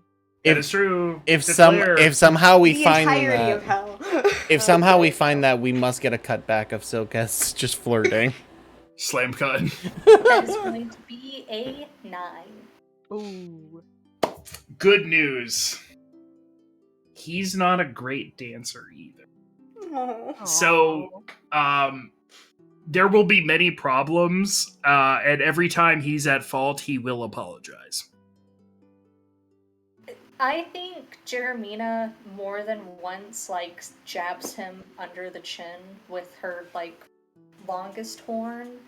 And I think there's like at one point she's like, "Oh wow, dancing's gotten like a lot easier." And it's because she's been like stepping on his feet. Like has And is just moving with him. yeah. Oh, boy. I think there's definitely bruising. Whoa. Fair enough. I think He she- has had worse, so he'll be fine.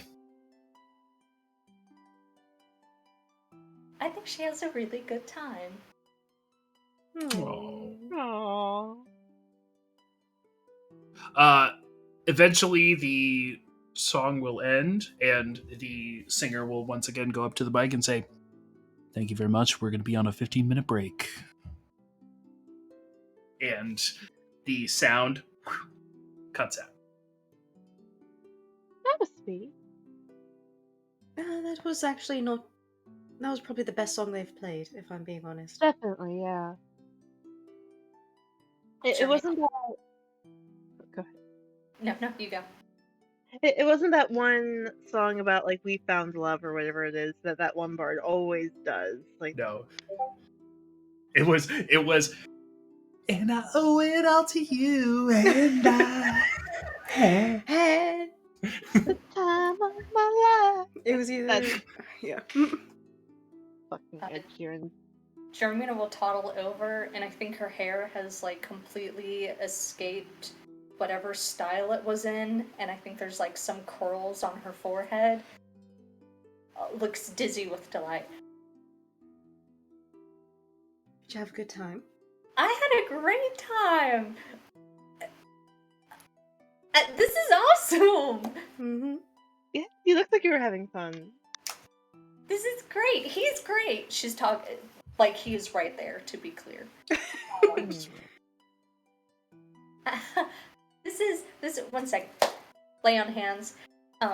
Lay on hands. So I scanned his shin. I wore my heels, and we did like an instep, except I thought we were doing a two-step, and I mean just right down his shin. I could I could hear it.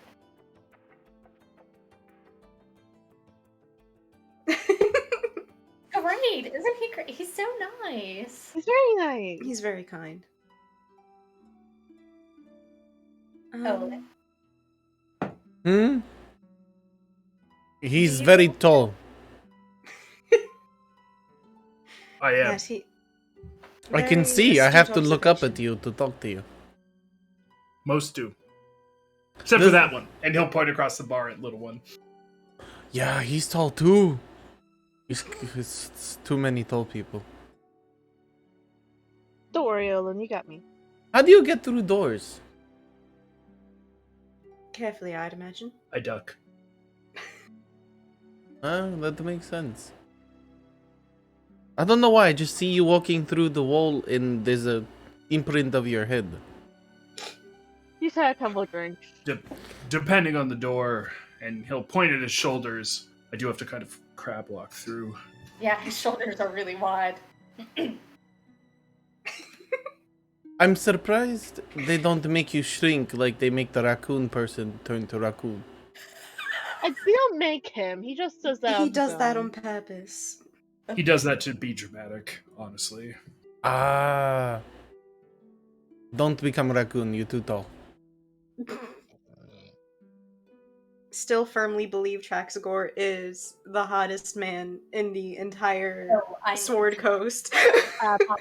But he just decides to be a fucking raccoon. like See- Bob You know Dylan, what's but real? not. See, what I love is this, and then I'm just like in my head is that like, yeah, he pops out of the fucking raccoon form and he's Danny DeVito. The hottest man of the Sword Coast. You said what you said. You know what the real answer is? It is that Traxagor has just been Razmeth this entire time. Traxagor and Razmith do know each other. That is Of that Of is course they canon. do. Yeah, Of course they do. most insane fucking archmages do. Mm-hmm. Mhm. It's like the verified thing on Twitter. They all know each other. Okay, I'm gonna go. I'm going to leave Kazarin and y'all's graceful company, unless you want to take a leave. I just have to do something real quick. I am going to go look around for Rhea, and then if I can't find her, I think we should all make Go look sure for to her. find her. Yes. Because I am getting a little. Yeah. Okay. So you're just gonna take a look around for Rhea? Yeah, and I think she's going to like look around for the secluded spots. Sure. Just wherever that might be. I don't think she thinks Rhea walked off. Mhm. But like, Go ahead and make a perception or investigation check, your choice. And if anyone wants to assist, people can. One like can to do assist. One can do it with advantage, is what we will say. Olin is literally just enjoying this buzz that he finally found that that he can have. Let me go back to Silka's really quick. Yeah, he's drinking Hill Giant Ale, by the way. Oh, is he? Yes. Nice. That's amazing. 16. 16. So, with a 16, you are unable to spot Rhea, but you are unable. You are able. So you are unable to spot Rhea, but you are able to spot the fact that this room has a couple employee entrances and exits, which she may have just like stepped in. But inside the two chambers that have been cordoned off for this event, you don't see her. I was gonna say, could I make a check? Were you providing Jeremina an advantage, or was Jeremina flat rolling? I'm rolling. You were flat rolling? Then yes, you may. All right. 22. Nice. Okay, as Jeremina looks around and sort of is like, I don't see her, and points out those sort of somewhat obscured but apparent employee areas, you see a person come out with another plate of those crab stuffed mushrooms, and as the door goes, you see Rhea beyond it in a kitchen type space. There. Oh, there. Okay, I'll be right back. I'll ask her if she wants to come out, but I'm not gonna. Of course. Of course. All right. Also let her know that the gate has been found.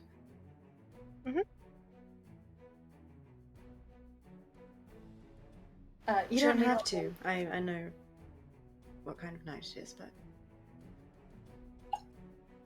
She seems antsy now. Jeremina will fix herself, and then she'll hurry on over. Okay. You're just gonna plow through the. Yep, she goes through it like she owns the place. as Jereminas would tend to do. You plow through the door. It is a kitchen space. As you approach Rhea, it smells like drugs. And she has what is effectively a burning type of. Is Rhea smoking weed? Rhea is smoking weed. Okay. Rhea's smoking weed! Um, Oh my god. and she'll sort of look up. Oh, Jeremina, how's it going? Pass it over. Okay. She will do so. Oh, thank God. Oh my God. Thank fucking. Yeah, Jetto's boyfriend got it for me. Are you serious? I knew Yes. it. I knew it. Of course, it's I knew. Well, okay, one, like, obviously the whole boyfriend thing, but like, I knew that he had a drug. I didn't know you smoked, Rhea. No, I didn't. Until now. Mm-hmm. How are you liking it? I feel okay. That's really good to hear. Rhea, I'm not pressuring you to go outside at all, but Traxagor came to talk to us. What did he have to say? Thinks the gates at a nub in the Anarok Desert. And, oh, sorry. Do you got something to wash that down with? No, I'm good. Okay. Are you eating, by the way, baby? Oh. They got me hooked up. At which point the cook staff will be like, Oh, okay. I just, yeah. You know, I can't do them little eatable types, because every time I do, I'm all, you know, I know I got a problem with Hubers, because each time I'm like, what the fuck is, like, nothing's happening to you're me. talking very fast. I'm so sorry. So last time I had a little eatable, I was like, this ain't shit. And then I was fighting demons the entire night. Like It was- actual demons? No, metaphoric. I mean, well, like, Oh. at the time Well, I that's thought, what's- like, I thought I was literally fighting them.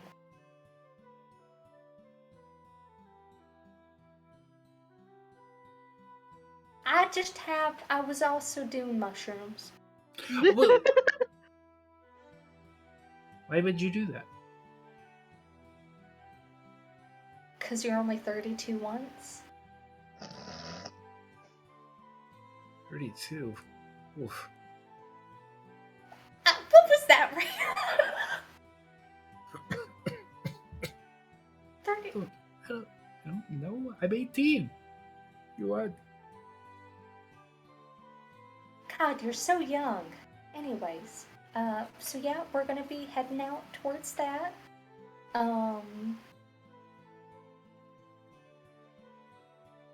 You know, it's an emotional night for me. Rhea, I'm really glad you're here.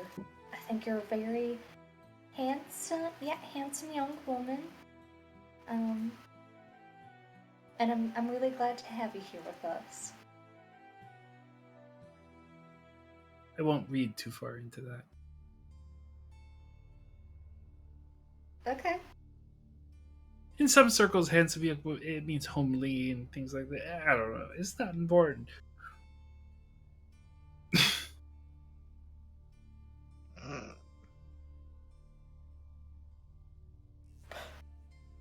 No. Alright, I'm gonna. Do you think they're alright in there? I mean, I imagine there's some very heart-to-heart talks in the way that Jeremy tends to do. Rhea is probably Rhea's like, been holed up taking in them- that kitchen for a while. She must be. I can't imagine how she must be feeling.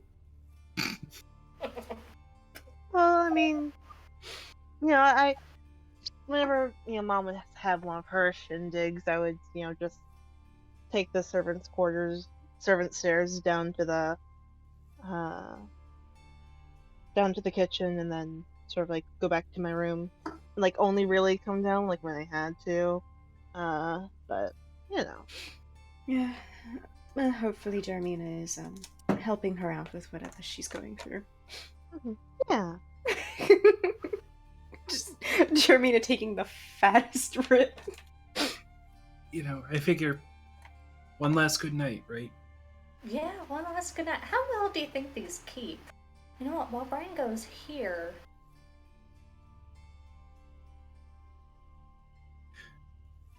Listen, the environment in hell, we would just be walking around getting high on our own supply. It would just be burning from under us. This is the last one. It's the last time. It's the last good time. Well, yeah, but I mean, we're gonna be traveling. You know, she's gonna dig around in her purse and just pull out a cigarette and... You know, I mean, we're gonna be traveling, right? You know? Like, to hell? Like, we can... Through the Anarok Desert, the Zentharum have... They have so many smuggling routes through there. We're going to have to be on guard at all times. And I think that there's also some problems with various different kinds of insurgents and just people who would assail tourists. She'll air quotes. But I mean, okay, well, we can smoke it, and then if we think there's a problem, we just take a little bit of coke. It's no big deal. Like the fizzy beverage? Oh, no, baby. No, baby. Top 3 most normal things Jeremina has ever said. Just do coke afterwards. I'm talking about the, you know. I have no idea what you're talking about. Okay, that's probably for the best. I'm actually, yeah, no, it's for the best. Okay.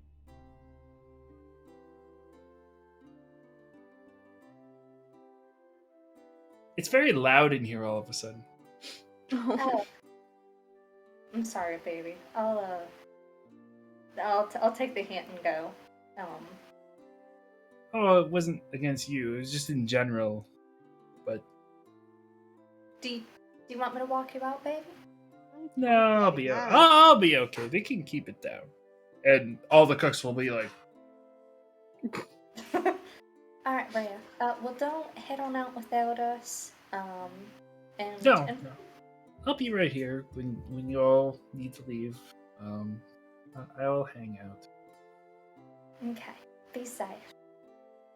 She'll take her leave, quickly put out and, put her cigarette in a trash can, walk out, clearly dazed, and will, just stand there for, 18 seconds casting Prestigitate, and you can see her going, did I just cast it? I don't remember if I just cast it and then casting it, and then going, but, did I? Marty's looking sort of She's acting kind of strange. she's high. Oh yeah, bloodshot. Yep. Which is very noticeable because she doesn't have any pupils. It's all... No, she's not flying. She's walking on the ground. Oh No, she smoked weed. Green. Yeah, I think is one of the stereotypical names for it. I had 6 years at Strixhaven. She is 100% high. Jeremina. Hi.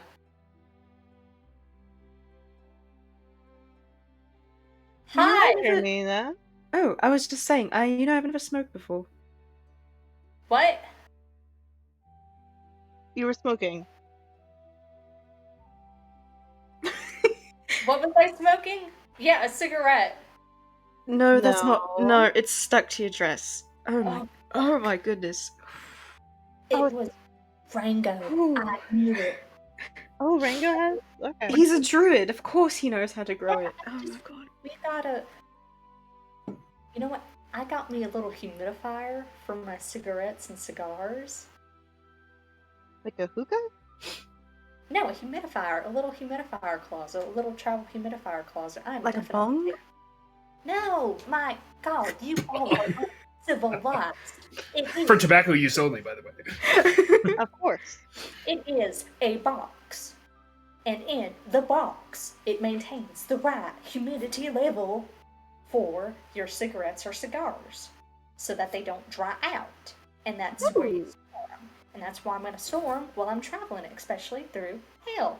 But I'll only be able to do it for like 3 months before it gives out. But you know what? That's plenty of time, right? And I mean, I'm definitely going to go through them all within the first week. Anyways, I gotta go hit up Rango. But that's really weird because I totally hit on his boyfriend. And he You want me to do it? knows. I haven't really talked with him yet. Do you know how to get weed? Yeah.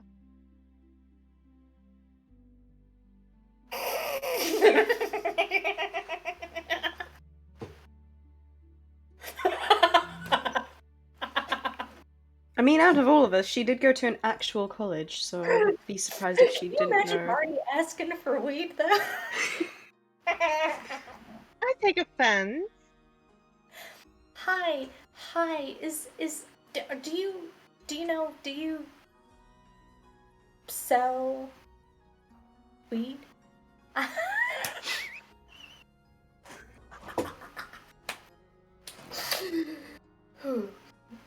Oh god, I give myself a migraine.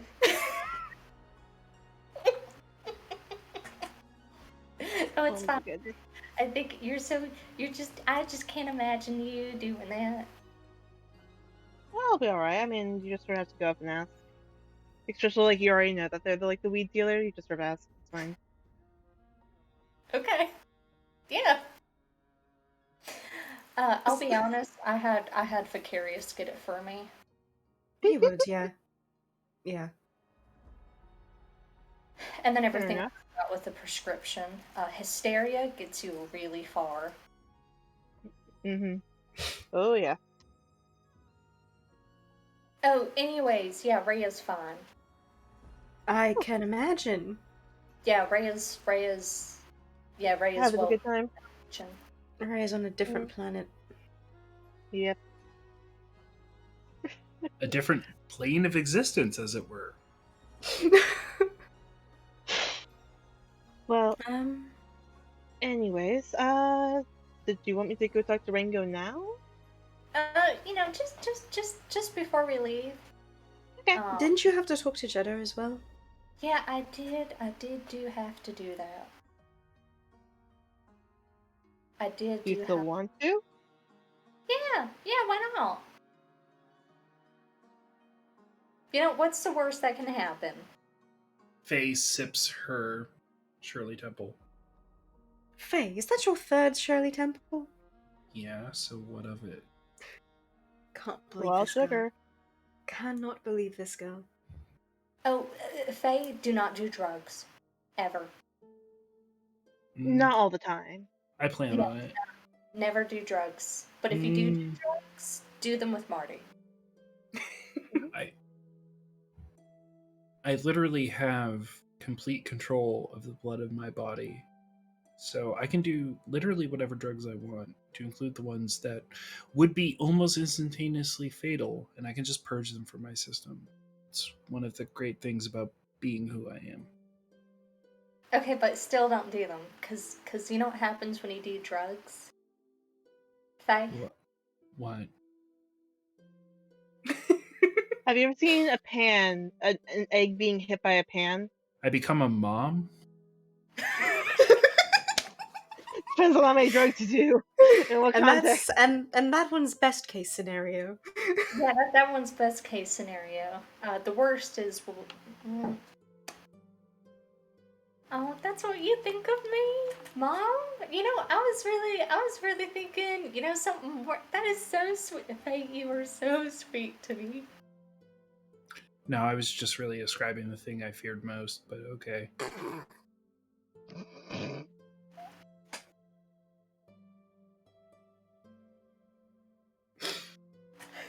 Jermina's gonna put her hand on her shoulder and lean in and go, what the fuck?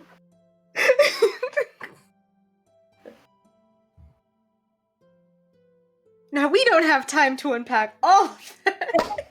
That is so true, Faye. You stick by your guns. Do not ever tell anybody what you need to do in life. Did I say that? You know what? I'm gonna go. It was good enough. It was good enough. You know, yep. Don't do drugs. Don't do alcohol. Don't make the decisions I've made. But thank God you're way better than that. Okay. Does anybody else feel like it's hot in here? I think that's just the weed No. you smoked. I think you should go ahead and do a lay on hands. I think that'd be a good idea. I already did. You already did? Yeah. Earlier? Because I had to do me, and then I had to do. I had to go and fix up Kazarin.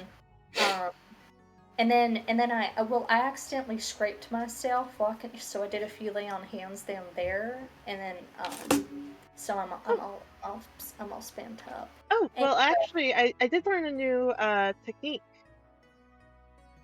with the blood magic thing. It's like a restoration kind of thing. Oh, I'm good then. I'm definitely good then. Oh, All right. Okay. Do you want to go? Do you want to go talk to Rango, and then I go talk to Jetto? Sure. Great. Do you mind if I go? Goodness gracious! I was gonna ask if you minded if I talked to the really dragons. Say that again. Do I look really nice? You look beautiful.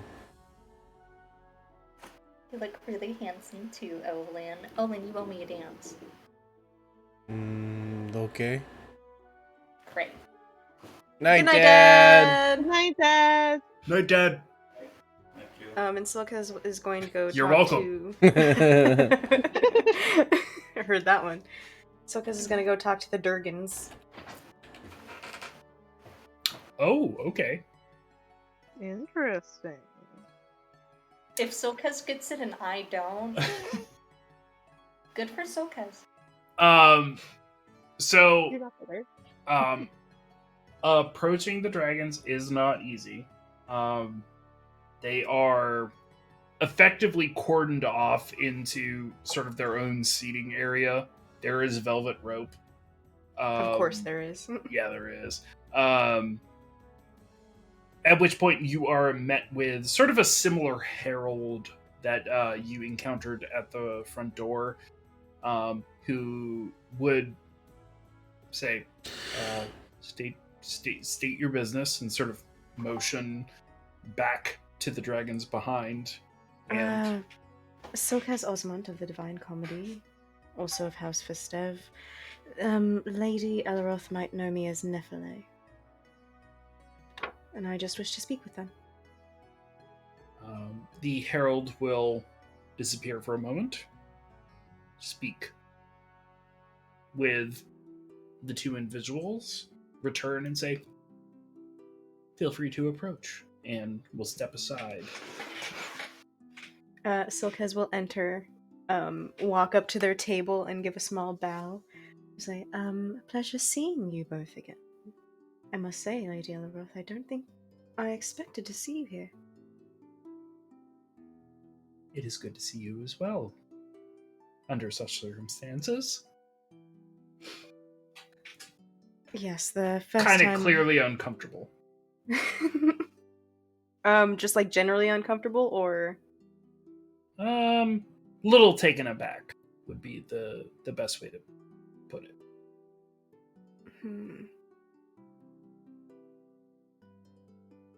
It doesn't seem like she was expecting to see you. Oh. We are the reason for this current crisis council formal, and I just wanted to remake my acquaintance and thank you, Miriam, for the map. My party has been studying it diligently, and while we understand it will change, landmarks of the essence.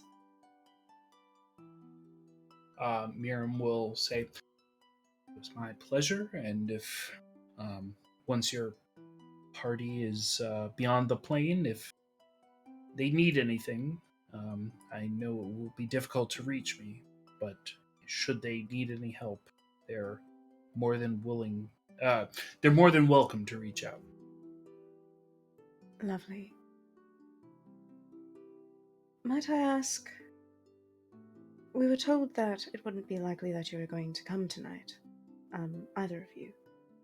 And it is very special to be able to see you here.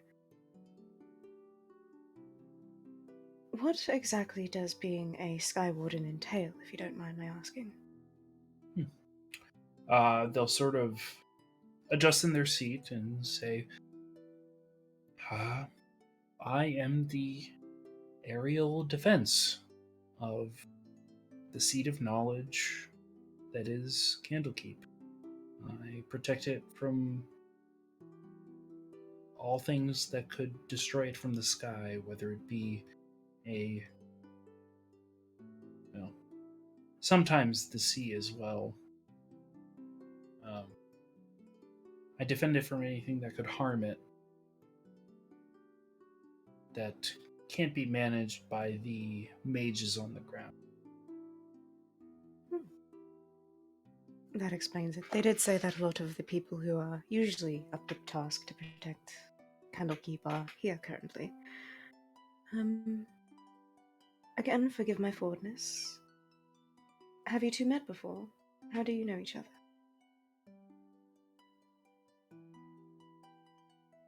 You are free to decline to answer. No, it's all right, Miriam will say, and Elroth will sort of defer to them, and we'll say, it's been a number of years. Dragon attacks along the coast, things like that, and we've thought it best to combine chromatic and metallic sensibilities. Chromatic and metallic sensibilities for the purposes of defeating the dragon threat and making sure that people aren't suffering because of it. Very good, very good. And I have one more question that is of a personal nature. It comes with a bit of a story, if you don't mind listening. Well, we'll motion to Elroth, who will say, we love nothing more than a story. Thank you. Now, as Miriam is very much aware, my party and I were subject to adventuring down in the sewers of Baldur's Gate while we investigated not one, but it ended up being two separate cults. One being the cult of the Dead Three, and the cult that was under the control of Duke Van Thamper, a Zerial-related one. In the basement there was a safe, and within this safe there was a series of chests.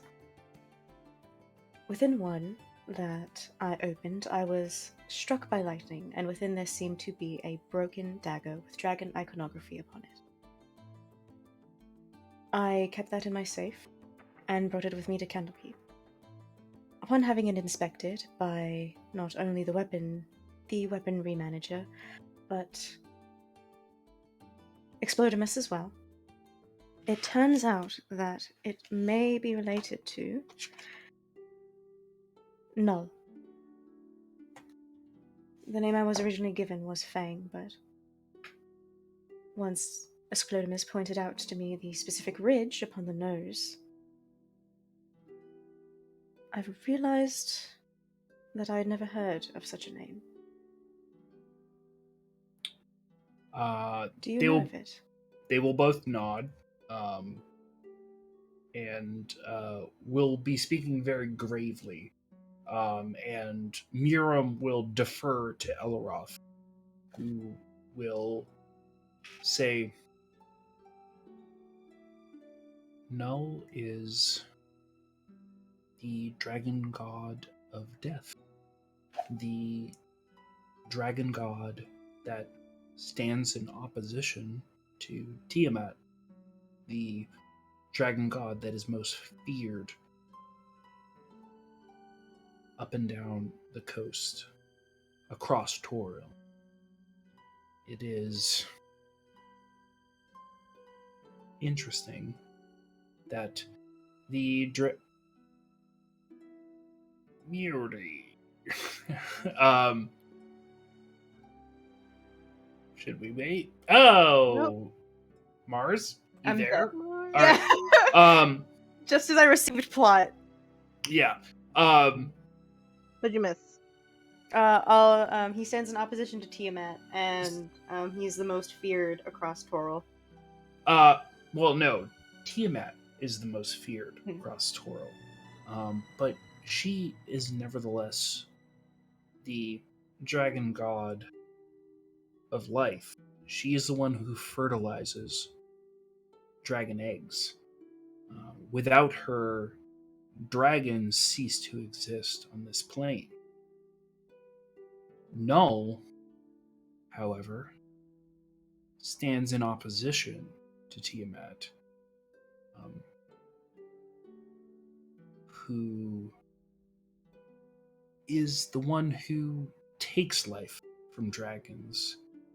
Not dragons that are taken by the heroes of the coast, but for dragons that are advanced in age, dragons who need to go away given the right ritual. Null will be there.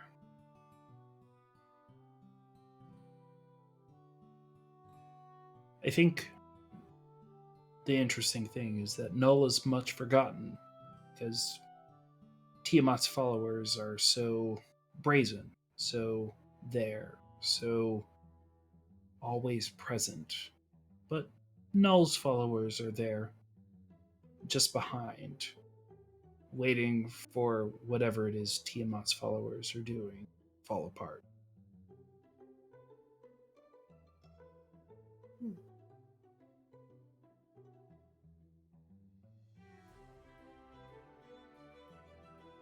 That is fascinating. I was told that it was in no small part due to Tiamat's followers that a lot of information about Null was wiped from the annals of history. That would be correct, yes. Then what are your thoughts on him?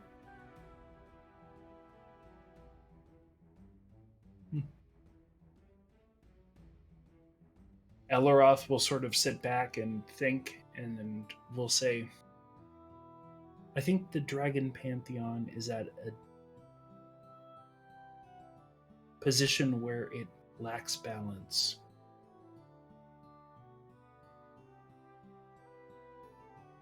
There's only a few options. Bahamut, Null, Tiamat, and only two have any sort of representation on the prime material.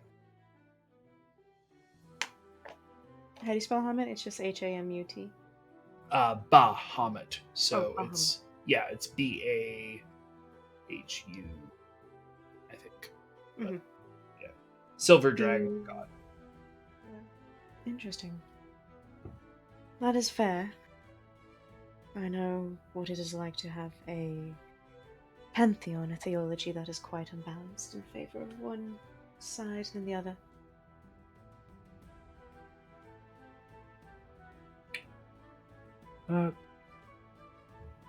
And may I ask, and Elroth now has completely just sidelined Miram. Why is it you ask? Why is it I ask what in particular? You've asked a number of questions about dragon gods and their idiosyncrasies in one way or another. Why would you ask? What are you interested in? Why is it you're asking these questions? I'd just like to know.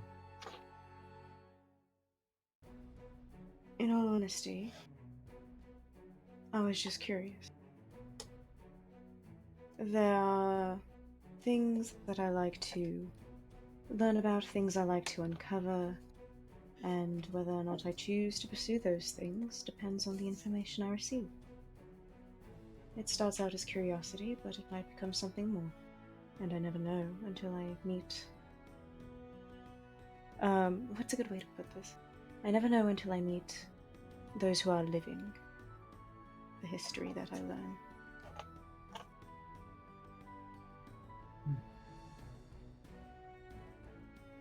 She'll accept that. And just sort of sit back in her seat.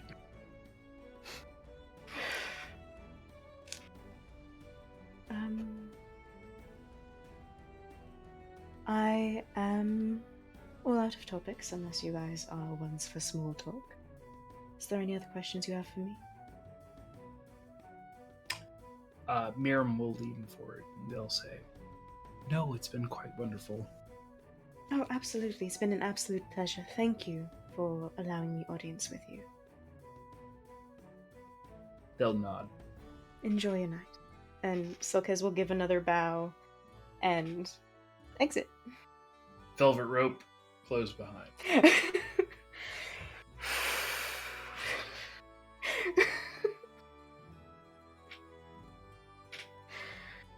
Oh god, okay. Silkes will return to the bar, upon which he will tap tap the bar twice and just say, anything that isn't grain-based, please.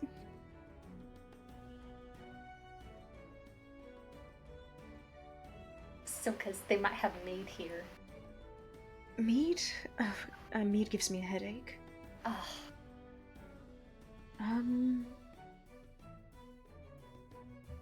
Do you have elderflower liquor?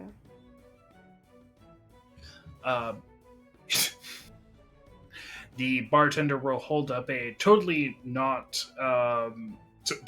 sponsored bottle of Saint Germain. That'll work perfectly, thank you. What do you want? What... Yes? you look shaken, baby.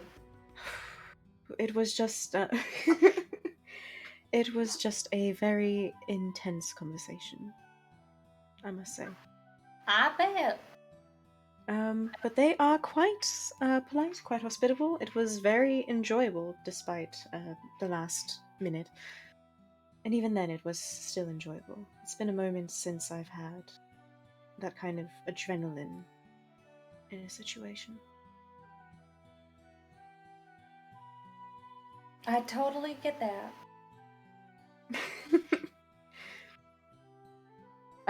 But I just asked them about Null, I asked them about how they knew each other, things like that.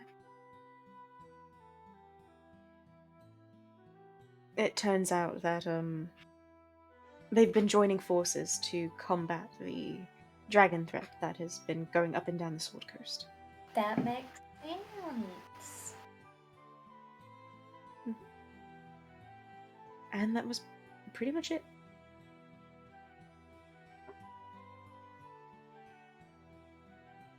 Great. They are behind a velvet rope. Yeah, I'm not even gonna bother with it, you know? Kazarin is worth like 8 dragons. Right. Kazran waves. Did you go talk to Jeddo? Oh, no, not yet. I've been kind of pussying out. But I guess I gotta go do that now, because the party's about to end up closed. Okay. I can distract Rango by getting your order. How much do you want? How much 5 gold buys? Alright.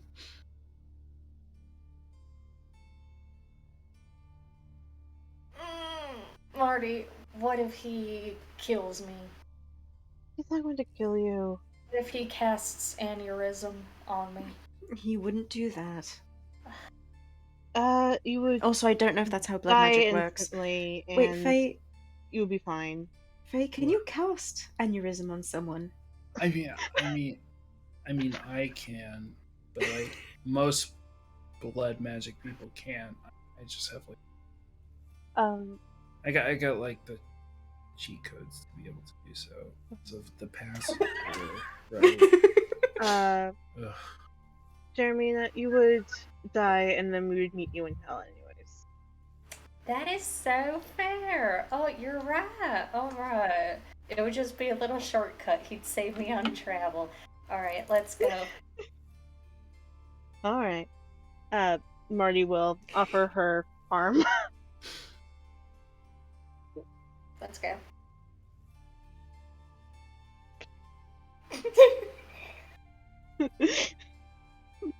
Marty will walk over to Jetto and Rango.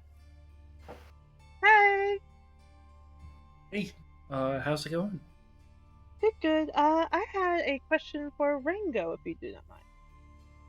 And Rango will say, "Of course, not a problem. Yep, What's up?" A little bit more of a quiet area. Sure. And Uh, he'll look at Jetto, and Jetto will look at him, and Rango will say, "Sure, lead on." Marty will find a more quiet area. Okay. Jeremina, I need my shoulders. You'll be fine. Be fine. She'll like use her hands. And she'll say, and like once they're sort of like away, Marty will say, "So I hear you're the hookup around here from Rhea." Oh, right. Yeah. Let's go. Let's go. Yeah. It's like 5 girls worth. Oh, he's like 5 golds worth. I don't know. It's Jermina's order. She's just nervous about talking with you after the whole thing with Jetto. Oh, whatever. Yeah, no. I certainly don't have it on me. Because where would I put it? Because Right, it will yeah. be brick shaped. But yeah, no. You guys are in the Court of Air, right? Yeah. Okay. Yeah. I can get it to you. Alright, thank you. Well, we'll get the gold to you when we, make the... Or do you want ahead of time? How do you... No. Sensible. We'll treat it at the time of the Alright. transaction. I wouldn't take it in advance. I Mhm. try to keep things above board. So I appreciate that. Thank you. yeah. That was basically it for me. But how are you? We haven't met yet. My name's Marty. Rango, nice to meet you. Nice to meet you. You're Jenna's boyfriend, partner, person. It's very nebulous.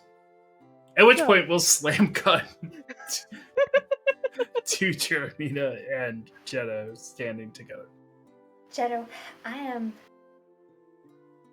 so sorry for asking you out. I mean, I should have pieced it together, right? But when Silkis brought it up to me, it made so much sense, and I really put you on the spot, and you were so gracious in the way that you let me. I just didn't want to. I'm really sorry. It was. You don't have to apologize. It's fine. It's okay. It's not a problem.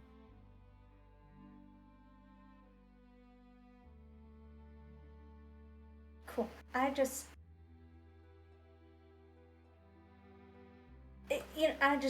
wanted to make it clear that I like Faye. I like you, and I want to take care of both of you. I know I'm going to be gone for a while, and I guess Silkes is acting as my executor. If you need anything, please ask him. And I'm sorry to demand so much of your time and everything, but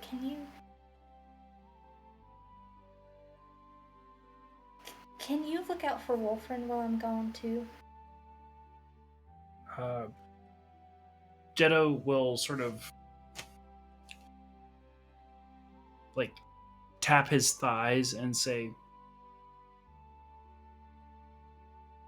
Silkez and Wolfrin will always have a place here.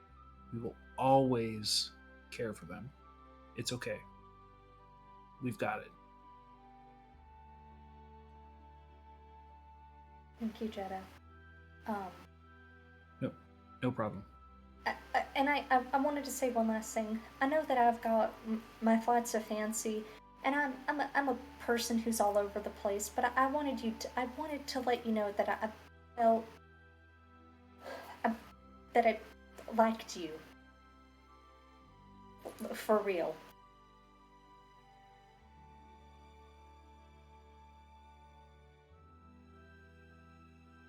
Thank you. Don't know much more to say than that. Thank you, Jeddah. Be safe, and I'm glad that you have Rango. He's a real nice guy. He is. He's the best.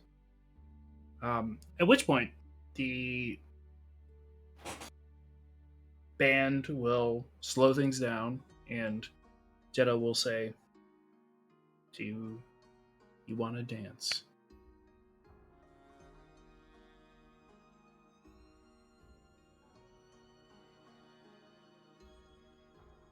Jeremy will nod. And Jeddah will put out a hand to make that happen.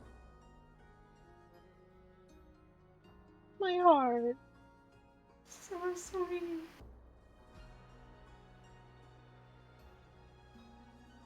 All right. And with that, as we come to the end of the 10th Crisis Council formal event of this fiscal year, does anybody else have anything else they'd like to do before we cut it? Not for Marty. All right, cool. Jermina will part amicably with Kazarin, I think offering to like walk him home.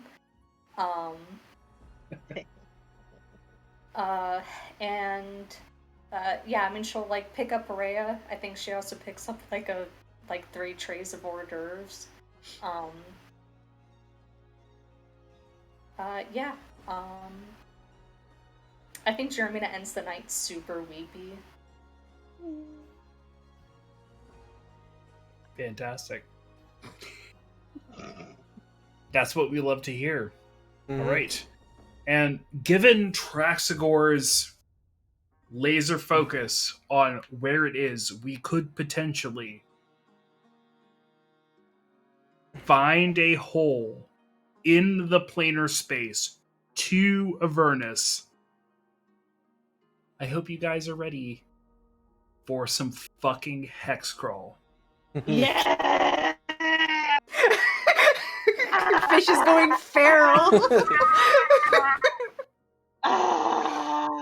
Which is to say, as we move into the next segment of this campaign, Traxagor would tell you, yeah, oh man, things are real tough. And sure, Faye's gonna be with you. She may be able to do some magic shit to be able to get you some materials.